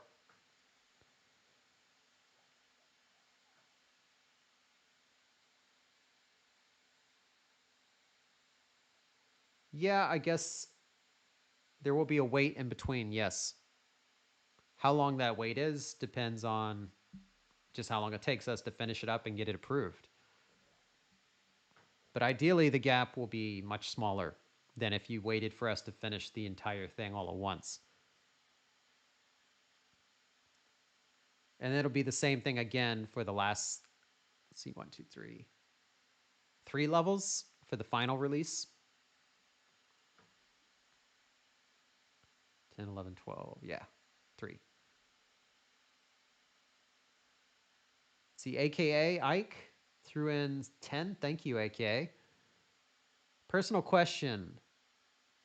How was it working with the Yandere dev on? Oh boy, I'm gonna read this, but I think I might have already answered this kind of thing. So, how was it working with Yandere dev on Yandere Simulator and Monsters and Mortals? He's one of the unpopular game dev creators. So, how was your experience working with him? Okay, so I usually don't answer anything with Yandere Simulator anymore, just because not because I'm avoiding it, but because I think it's useless to kind of keep touching on that topic since that ship has kind of sailed. And I don't want to sound like I'm defaming the guy because one, I don't do that, and two, um, I generally don't say bad things about people if I have nothing good to say about them. That's not saying I have nothing good to say about Yandere Simulator or Yandere Dev. Actually, it was the opposite. Besides the the incident that caused us to pull Simulator DLC, working with Yandere Dev was actually very easy. He's actually a very polite and pleasant guy. If you've never met him before or you don't know anything about him regarding, the memes and the online drama, he seems just like a normal dude. Like I wouldn't have any red flags or suspicions just from talking to him. Um, Obviously, the behavior that came later was a bit of a red flag to where we didn't feel comfortable to continue putting Yandere Simulator DLC out, which is a shame because one, I always liked Yandere Simulator. I like the idea of an anime Hitman game. I know it's very buggy and it's got all the code issues, but in the hands of maybe a different team, it could have been something amazing. But also, it has, despite whatever side of the fence you are, you love Yandere Dev, or you are one of the people that has made like an industry out of hating on him. Uh, and some of that hate is if those what happened before is indicative of a pattern or a larger set of behavior, then it's well deserved.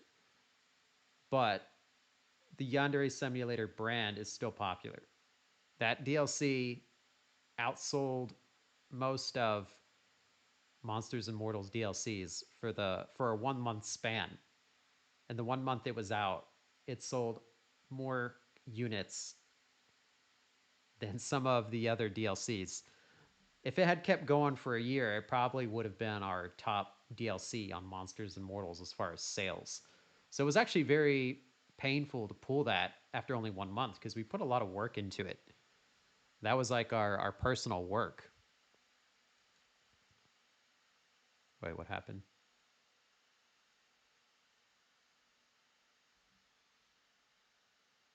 Oh, geez. Okay, YouTube's timing out again. So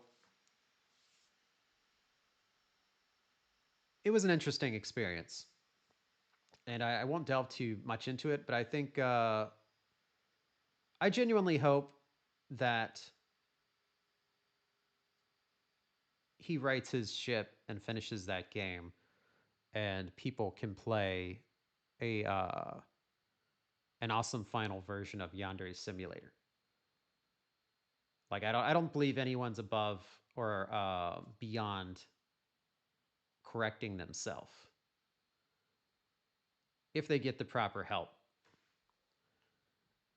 The funny thing is, when we pulled that DLC, I haven't heard anything beyond that incident as far as like legal action, police action, or anything else of that nature. So I'm like, was there anything really to that, or was that like like it just kind of disappeared into the void? So I don't know.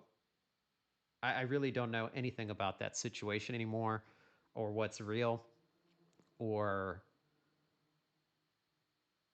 yeah. So that's why I don't want to talk about it anymore. Is just because I don't feel qualified to talk about it because we only worked together for like a year or so, and it was just to kind of address that DLC. So I am not the authority uh, on anything with that developer, just as he wouldn't be qualified to talk about me or any drama involving me. So we can leave it at that.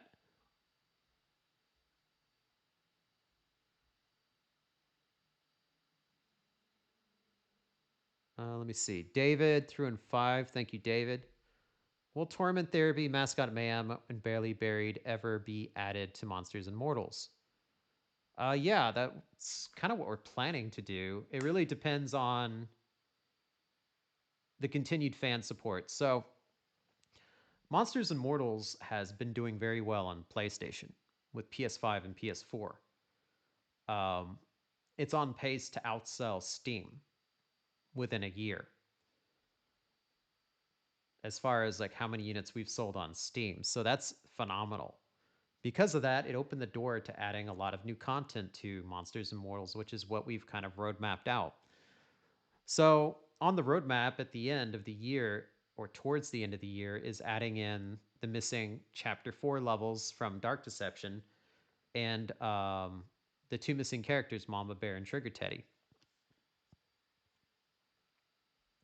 So yeah, those are definitely something we have planned for this year to add to Monsters and Mortals, along with the single player mode, the two new game modes, which are pretty fun and add a lot of value to it. One of the game modes adds the shard corpses to the game. We have a fun kind of gameplay loop for that, and then as well as some potential future things are like additional localization. Um, of course, we have the Piggy Indoors collab coming, like new collabs. It's kind of like we care about the game as much as you all do. So if the fans keep supporting the game, we will keep expanding and fixing it and adding new content. But when the fans stop supporting the game, then we have to kind of retire it because it's in the way of things that might perform better. It's pretty much that. So as long as you all care, we will care, and we will keep supporting it.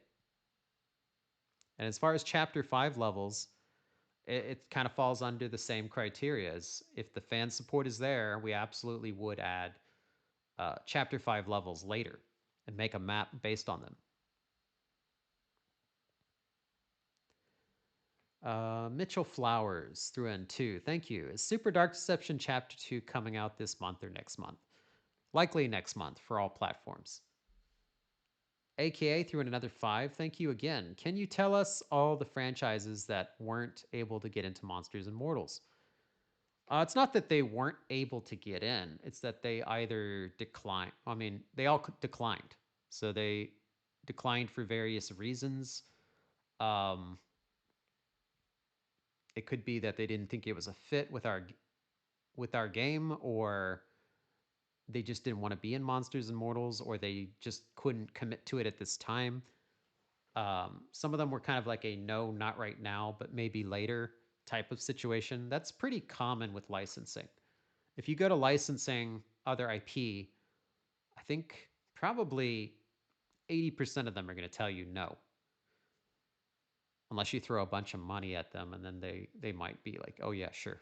But not always, especially if there's somebody that views you as a competitor.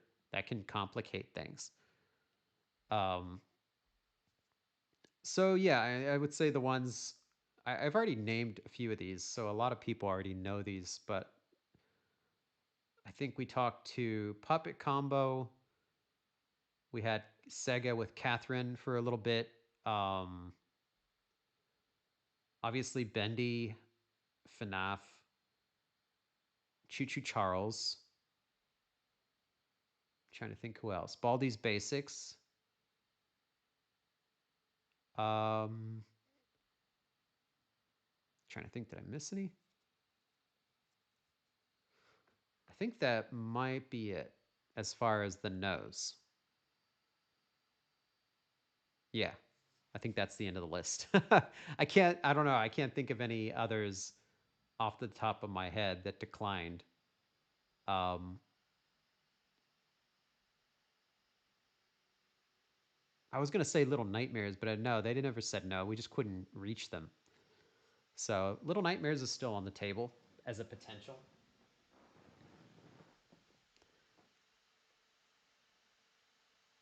UBF 13 through another 5. Thank you, UBF. Are the mannequins in Puppet King cone shaped head inspired by the movie Coneheads? Oh, wow. That's going back. No, it's not inspired by the Coneheads. It's actually originally inspired by a different horror movie called Puppet Master. If you remember Coneheads, maybe you remember Puppet Master horror movie series. There was a little puppet in there that had a drill head. It was based originally off that, and that was prior to learning about the game Blasphemous, which came later. I think a lot of people have compared him to Blasphemous now, but I don't know how that's possible, but it really is artistic coincidence that they look similar, because I never played Blasphemous and I never saw the character until much, much later. And I'm just kind of like, oh, wow, we both had this awesome kind of design idea, but they put it out first and I kind of put it down later. But I think his face was originally based off a Mardi Gras mask. And it was just kind of slapping it into the cone head. And I thought that was like some cool new idea. And I realized somebody else had the same idea. So that happens. If you wait long enough, somebody's always going to have the same idea as you. That's just the way it is. There's only so many ideas, and it's very hard to think of an original one because most ideas based on something, the inspiration is based on other things. It's like there's nothing really original anymore. They're all mixes of existing inspirations.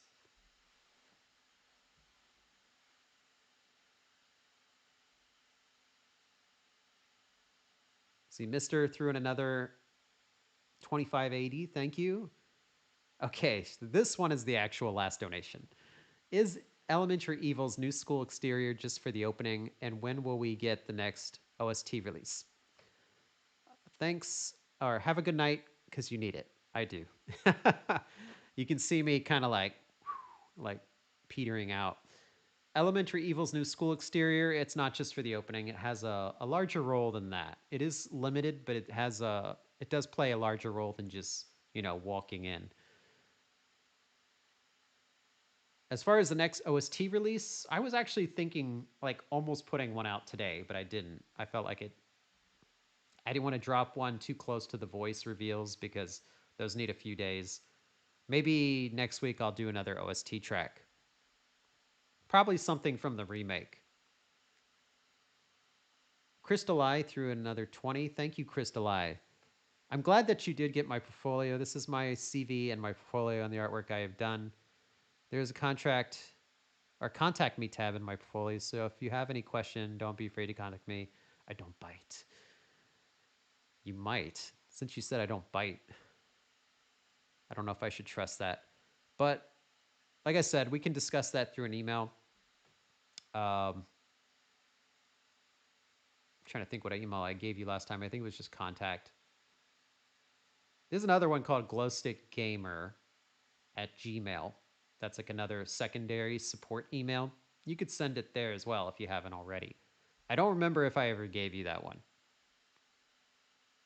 But that one's easier to see because contact gets buried with a lot of email every day. See, AKA through another 5. Do you have any plans to put in Goji from The Man in the Suit? If you've ever heard of it. Actually, I haven't heard of that one. And now I'm kind of curious. The Man in the Suit. Is that a game or a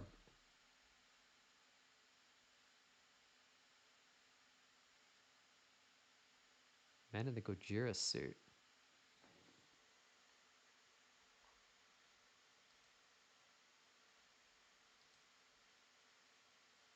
Oh, it's a popular YouTube analog horror series. Okay. I must have missed that one.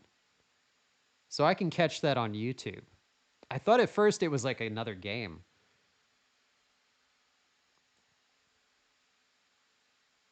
So no, I don't have any plans because I don't even know what that is. I never caught that one.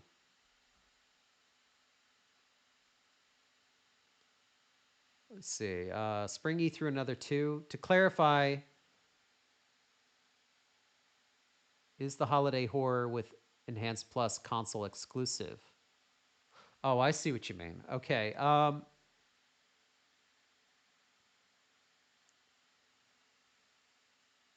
So you're asking if it's going to be exclusive only to console that they get Holiday Horror a little bit earlier? No, that'll be also updated into the PC version as well. We're going to update it into Chapter 4. So Chapter 4 will be updated with the Holiday Horror level.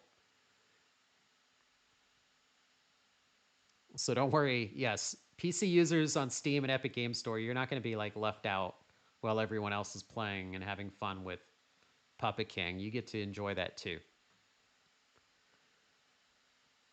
Argo through and 2. Thank you. Will Dark Deception Haunted collab with Piggy or Forsaken? Oh, it's possible. I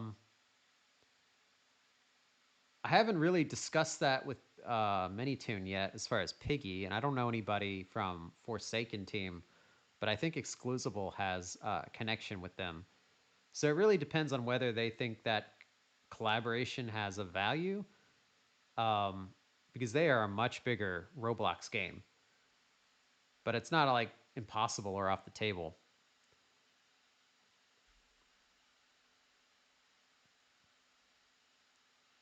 Louis threw in another 2 reals. Thank you. If Elise receives a DLC, will she be more stealth? I don't know. If we ever did a DLC for Elise, just by the nature of her tools, because she doesn't have the ring powers, she doesn't have any way to attack the nightmares like Doug has. So it's very likely that her gameplay would be more stealth based, although she would probably utilize tools that she finds around. her power would definitely be the relic, the mask that she carries.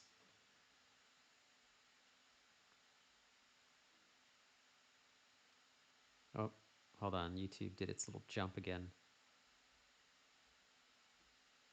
Okay, I'm back.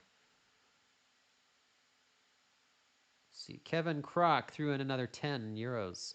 Thank you very much, Kevin. If any of the monsters from mascot horror games like Joyville, Poppy Playtime, Garden Ban Ban, FNAF, or Bushside, I haven't heard of that one. Oh, Bushside Rangers ended up in the Dark Deception universe, which ones would work for Malik? Oh, they'd all work for him. He would he'd uh he'd make them all into employees at some point. Anyone that didn't work for him would be just kind of disposed of. Which makes me wonder, now that we have all these mascot horror movies out, like I think Poppy Playtime's getting a movie, Bendy has a movie, and Five Nights at Freddy's has multiple movies. Maybe, maybe we will get a Freddy versus Jason type thing at some point. So we can finally see who would win a fight between Huggy and Freddy or Springtrap and Lucky or something like that. Just have a big free for all to kind of cull the mascot horror genre a bit. I don't know if that'll ever happen, but if there's enough money in it, I'm sure they'll do anything. That would be kind of fun to see. It's almost like Monsters and Mortals, the movie. That would be cool. So we'll see what plays out. But yeah. See, Alexander Bunchev threw in another €3. Thank you very much. Mama Bear didn't have a ring piece, but Lucky did. So are we going to get a new power out of it? Or only from the ones from Puppet King and Darkstar? Oh, I see what you mean. Oh, yeah, yeah. There's a. Sorry, I answered wrong earlier. There is a new power. Again, it's late here. So, yes, there's a new power, but I'm not going to reveal it yet. There's actually a few new powers based on the ring piece from Mascot Mayhem and the ring piece from Prison Panic and Holiday Horror. And another one. So, yeah, there's a few new powers, but I'm not going to spoil them yet. So, just to correct myself from the previous super chat where I said there's not a new power prior to Holiday Horror, that was wrong. Don't listen to me. Marshall threw in €2. Thank you very much, Marshall. Did you playtest Chapter 5 from start to finish yourself? Oh, yeah, I playtest everything. No matter how broken and buggy it is, I playtest it repeatedly over and over and over again. It's great. Capybara Gamer threw in $5. Thank you, Cappy, again for all your donations. If Holiday Horror is coming with Chapter 4 levels, are you changing the chapter system in PC to be 3 chapters? If no, then Holiday Horror is still a Chapter 5 level or counts as Chapter 4. I know you put that in afterwards, so just to reiterate, it's going to be a Chapter 4 level. So Chapter 4 is going to get a little bigger. UBF 13 threw in 5. Is Matron Galloway from House? Oh, is Matron Galloway from House of Mischief the matron in Torment Therapy? No, the two are not connected. A donation from, sorry, I can't read the Korean characters, but 50,000 won. Thank you very much. The reinforced, will it be released along with Chapter 5? Um, I'm not sure what the reinforced refers to. I think you mean the remake. Like, are they going to be released together? The Chapter 5 levels will be released after all the remake levels go out, including the holiday horror, which is part of that. So it'll be tiered with 3 releases. And that's just so the fans don't have to wait as long. Krakow threw in £2. Thank you, Krakow. How many remaster OSTs do you estimate are left? Um, the remastered OSTs are all done. I just haven't shared them all with you all. There's still one for Crazy Carnival and 2 for Stranger Sewers that I haven't released. So I'll probably share those pretty soon. I think there's also a new Game Over music track. I'm trying to think what I missed. A new title screen track. There's a few remake tracks I haven't released yet on YouTube, probably at least 6.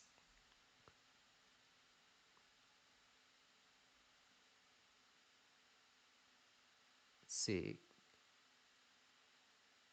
Canyon threw another 10. Thank you very much. One more question, Vince. What enhanced plus level is the longest one? Does that include chapter 5, or are you just talking about chapters 1 through 4? Based on the fact that it's a remake, it's probably chapters 1 through 4. The longest level would probably be Barely Buried now. Anyways, Vince, that's it for me. For now, I really can't wait for what you have in store for us in Enhanced Plus, and especially chapter 5. Oh, me too. I can't wait to finally give that game to you all and be done with it. Move on to DLC or something else. Let's see, Kevin Croc threw another €10. Thank you, Kevin Croc. This is a question from someone who can't afford a super chat. How diverse is the mannequins varieties get? Or sorry, how diverse will the mannequins varieties get? Do the robots from Prison Panic have any powers? Can Puppet King string on Malik or other demons? Oh, can he use his strings on on Malik or other demons? So okay, let's go through that. First question: mannequin diversity. Okay, so there are at least, let me see, 1, 2, 3.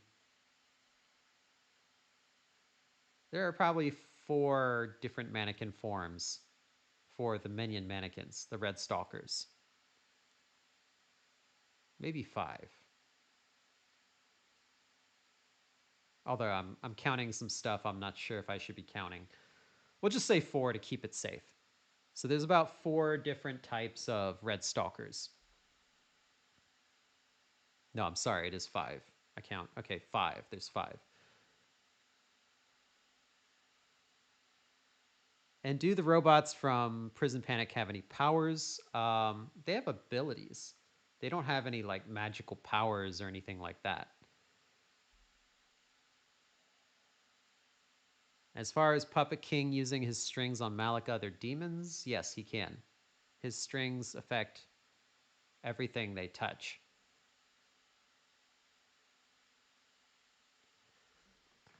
Crystal Eye threw in another £5. Thank you, Crystal Eye. You're really donating a lot tonight. I appreciate it. Okay, thanks. Oops, I meant contact, not contract. Just thought, oh, okay, relating to the portfolio. Just thought I'd say about the contacts, as no one has emailed me about jobs. I hope to contact you soon.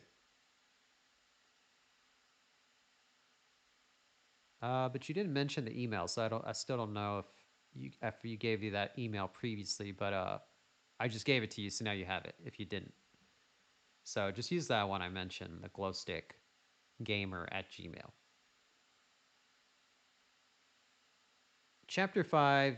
Or sorry, should read this first.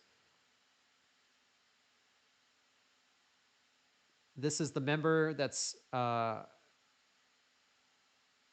Korean again. Sorry, I can't read your name, so I have to keep saying it's in Korean. So the 50,000 won. Thank you very much. Chapter 5. Will there be a game demo for Chapter 5? No, the demo that's out, the monkey business demo, is the only demo we're gonna do for Dark Deception. The one that's the new upgraded enhanced demo. We just did that because we didn't want to leave the original Dark Deception demo up because it no longer reflected the final game. Even the demo doesn't fully reflect the remake version of Monkey Business. There's a lot of stuff in the final version that's not in that demo, especially like cutscenes and stuff. So even that's not indicative of the final game, but it's a great upgrade from the previous demo that was up there. And at least it gives people a closer idea of the remake's quality that's coming. But we're not going to do like additional demos of like other levels and stuff. It's not going to be that.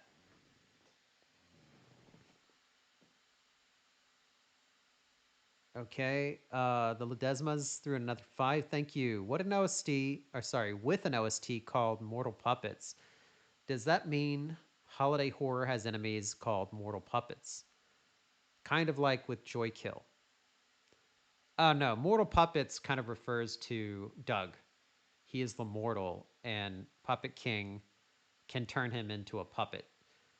So it's kind of like that. It's just referencing that Puppet King sees all mortals as puppets. Pyro Shark threw another 2. Will Puppet King and Darkstar return in Monsters and Mortals? It's possible. I mean, if Monsters and Mortals keeps getting strong support from the PlayStation crowd, I would just say PlayStation right now. Xbox has done better than we expected, but it's pales in comparison to PlayStation. Like PlayStation has easily sold uh, 10 times the units that Xbox has. So if we keep getting strong support from PlayStation and maybe later Switch 2, then we can definitely add Chapter 5 stuff.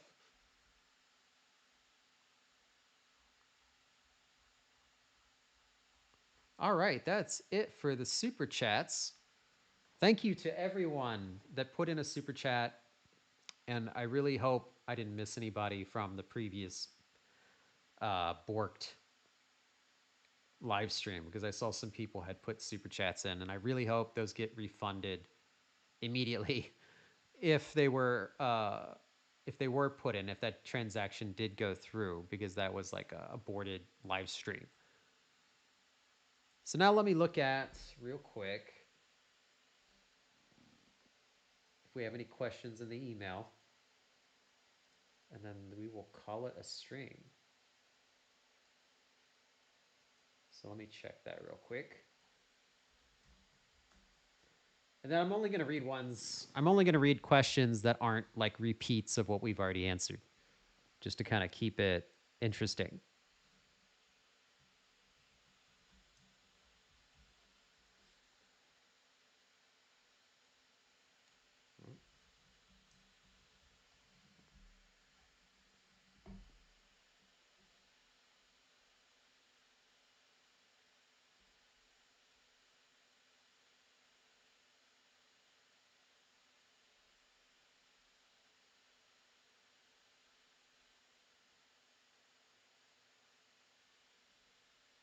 Sorry, 1 second. I should have this ready in a moment.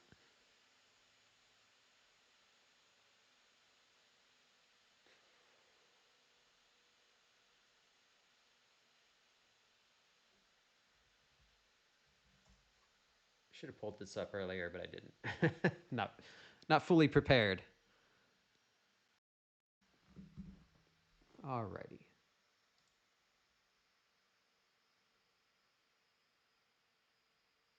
Oh, this is a hypothetical. Which of the 4 generals enjoys Agatha's company or gets easily annoyed by her? I think out of the 4 generals, probably Puppet King would be the one that would lose his patience with Agatha the fastest, almost immediately. I think Lucky would kind of be entertained by her for a bit before she started cramping his style. And Mama Bear and would just be cool with her because she's a child.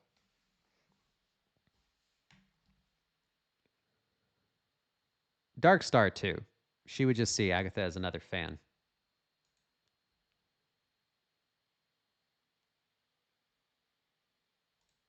me see what else we have here.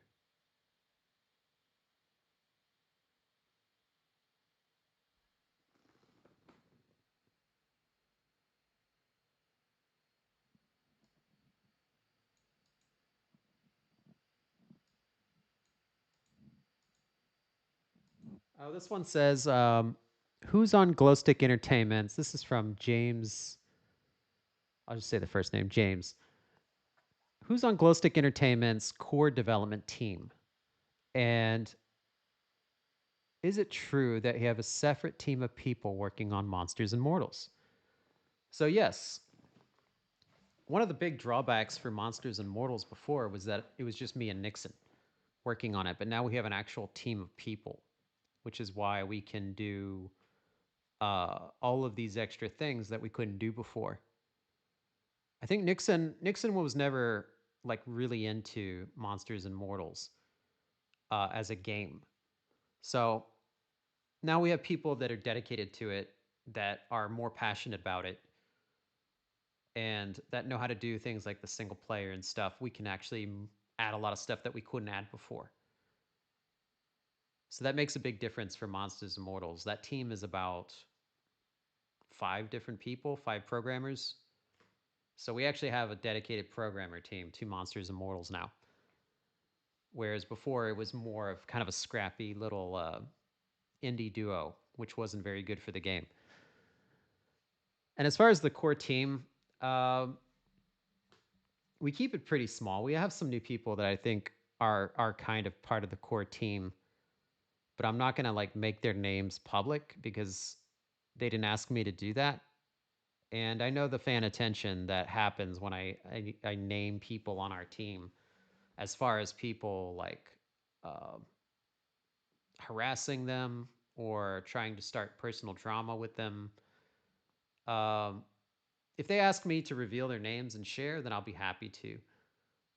Otherwise, the only core team names that you know at the moment are myself, Penn, and Daniel, the composer. So we'll just leave it at that for now. If any other of the new team members want to be introduced, then I will introduce them later. But that's, I would eventually even like myself not to be the face of Glowstick Entertainment, and people just see it as Glowstick Entertainment, kind of like they see Capcom as Capcom. I do this now because I like interacting with the fans and being part of that, but we're very kind of early days right now. If the company ever gets too big or we have too many games to continue doing stuff like this, I'll still do Q&A live streams, but they'll be a lot more generalized and infrequent. So I think it's really cool that we can do things like this now while we're still pretty small and we're kind of a small team. I mean, I'll always keep the teams small because I hate big teams. I've worked on a lot of big teams and it just wasn't fun. And I like the idea of a close knit, small family team. That's just a lot more fun to work with. But just as kind of like Scott Cawthon kind of stepped to the background of FNAF, and I think some of the Bendy guys kind of stepped to the background. I'm just gonna kind of like step more into the background as we get deeper into the Dark Deception franchise, like maybe by the second, third game, something like that. Just so I have more time with my family and stuff like that. Not as like a I hate the fans kind of move. It's more like a okay, I sacrificed my life and my time to get this game done and these games done. Now it's time to put more time into, my personal relationships, that kind of thing. It's a work-life balancing. Right now, I'm sacrificing a lot of my life balance to get this stuff done. And eventually, I can't do that forever. I have to kind of readjust it.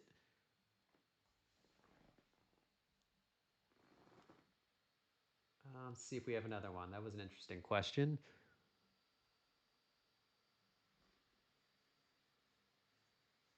Okay, so this one's from, I'm trying to pronounce that, Eort. Sorry if I butchered it. It's just, that's how it is with me. They have 2 questions. They said, have you already decided which team will make trailers for Chapter 5? I don't have a team for trailers. It's mostly myself. I do a lot of the trailers, and then I have IHS Games helping me. He does a lot of the trailers too. Particularly with Super Dark Deception and Monsters and Mortals.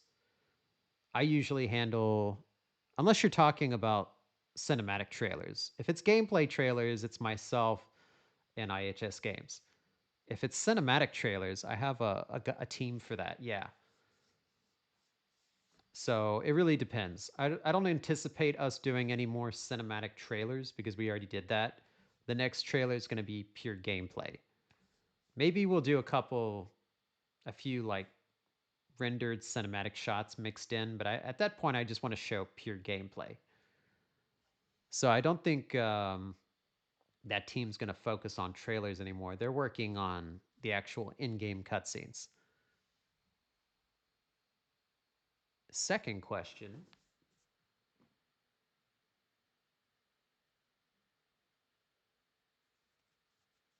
Oh, okay, the second question I may not read because it's kind of a rehash of what we already got, which was when can we expect Enhanced Plus the remake, and when how's that progressing? So you can expect it this year. I can't give a timeline though because my timelines always suck and they're never right because I'm not in charge of programming. Um, I can't control how fast programming gets done. So that's why my deadlines always miss because I can't accurately estimate that part of it. It's far more complex than we think sometimes. Oh, this one's a list. Hello, it's me again. This is anonymous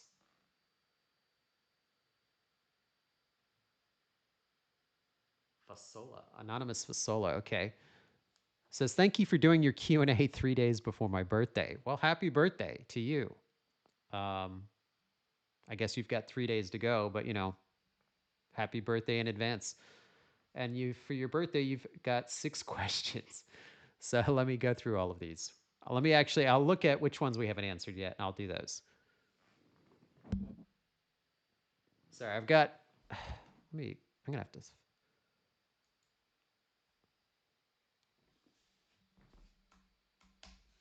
for some reason, this thing's giving me oh, there we go. I'm using a email portal that kind of sucks. It's a private email portal, and they use really tiny font, so it's hard to read from like a distance. Okay. The OST from Dark Deception's voice reveal. Is it an OST for Dark Deception? Yes, it's included in the game. Second question. Will there be things related to Super Dark Deception and Monsters and Mortals? Um, Maybe. That wouldn't actually be a bad idea. I mean, it'd be really interesting to have like some retro map that's all pixel art, but you have these fully realistic 3D character models running around in it as kind of a contrast. So yeah, I mean that could be cool. We could do a Super Dark Deception map for Monsters and Mortals at some point.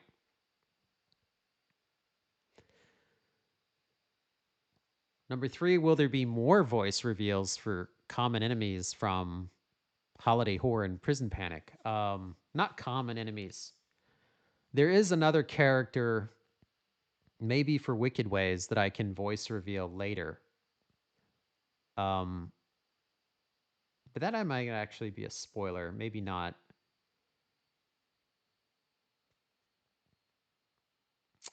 It's kind of sad, but I think looking at the characters for Chapter 5, I don't think I can reveal voices beyond Puppet King and Darkstar just because some of these characters are surprises.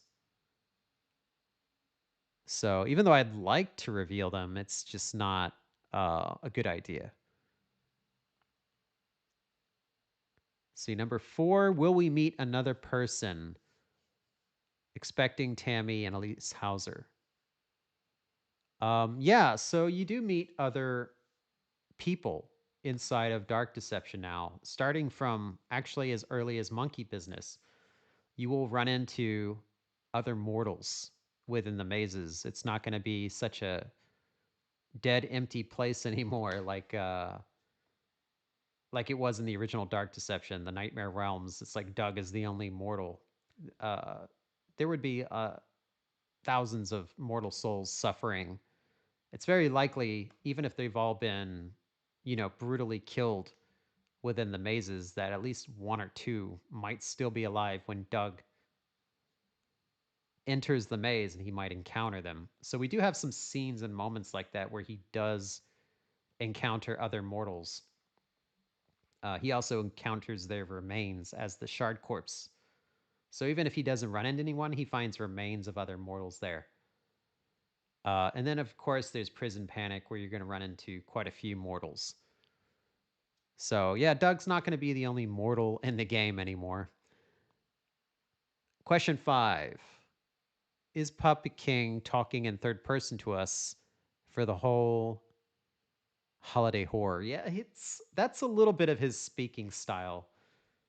Speaking in third person, I think it makes him feel more regal or something. So yes, that does persist.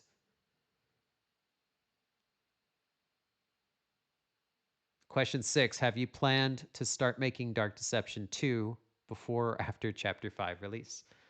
I know we already got that question kind of earlier, but it was mixed in. So that one's kind of focused only on that. So yeah, Dark Deception 2 will be after Chapter 5. But of course, I'm going to take a nice, long, well earned break after releasing Chapter 5. I'm just going to disappear for like 3 months and like decompress and think of a new game idea that's not even related to Dark Deception.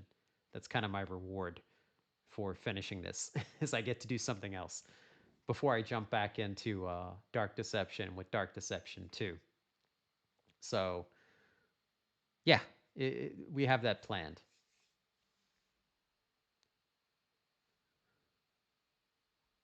And happy birthday again, by the way.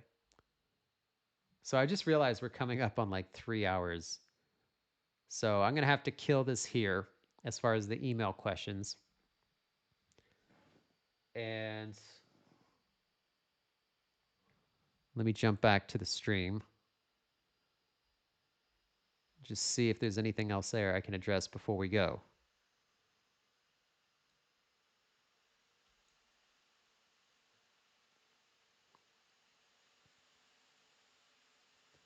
Oh, here's an interesting one. The Bunny Graveyard, will that be in Monsters and Mortals? Actually, for those that don't know, the creator of the Bunny Graveyard did all of the animated cutscenes for Super Dark Deception. So that intro animation is done by him. And also a new cutscene that's coming in Super Dark Deception Chapter 2, also done by the creator of Bunny Graveyard.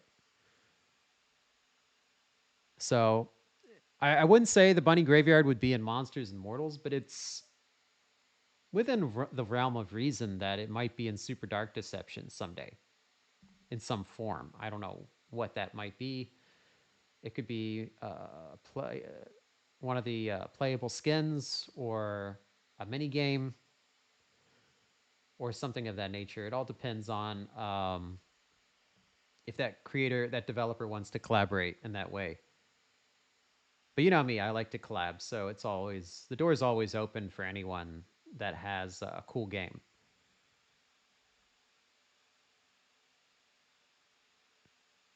See, here's 101. Thank you very much. Are there many puzzles? In Dark Deception, it's a game where gems gather.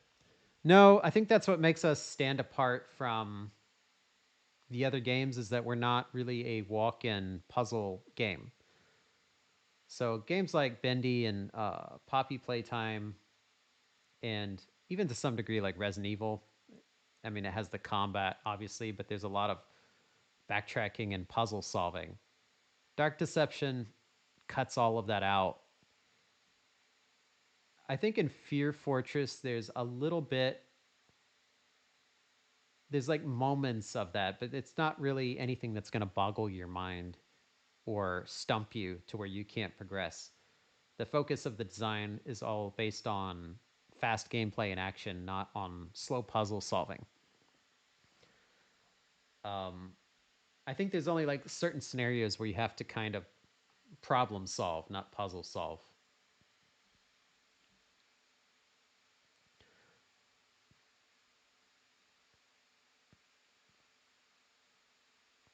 Somebody, Pyro says, will the Joy Joy wraps have their own vinyls? No. Threw in another two. That's four. Thank you again, Pyro. Will Puppet King and Darkstar return in Monsters and Mortals? Oh, wait, I already did that one. I'm sorry. I'm rereading old questions. So that's it for the super chats, which is great because it's almost 3 hours of this live stream. If you tack in the 20 minutes I wasted doing the tech troubleshooting in the beginning, it's over 3 hours. It's like 4 a.m. here in Taipei. So thank you all if you stuck around and watched this entire thing with me. Um, it's really cool to do these Q&As and hear what you're all interested to know more about or what you have criticisms about. So I hope when we do the next live stream that House 2 and Super Dark Deception Chapter 2 are out, because that would be kind of towards the end of April. It's very possible that Super Dark Deception Chapter 2 is out by then. Depending on when those launch, I may hold this next stream until after they launch so that we have something to talk about.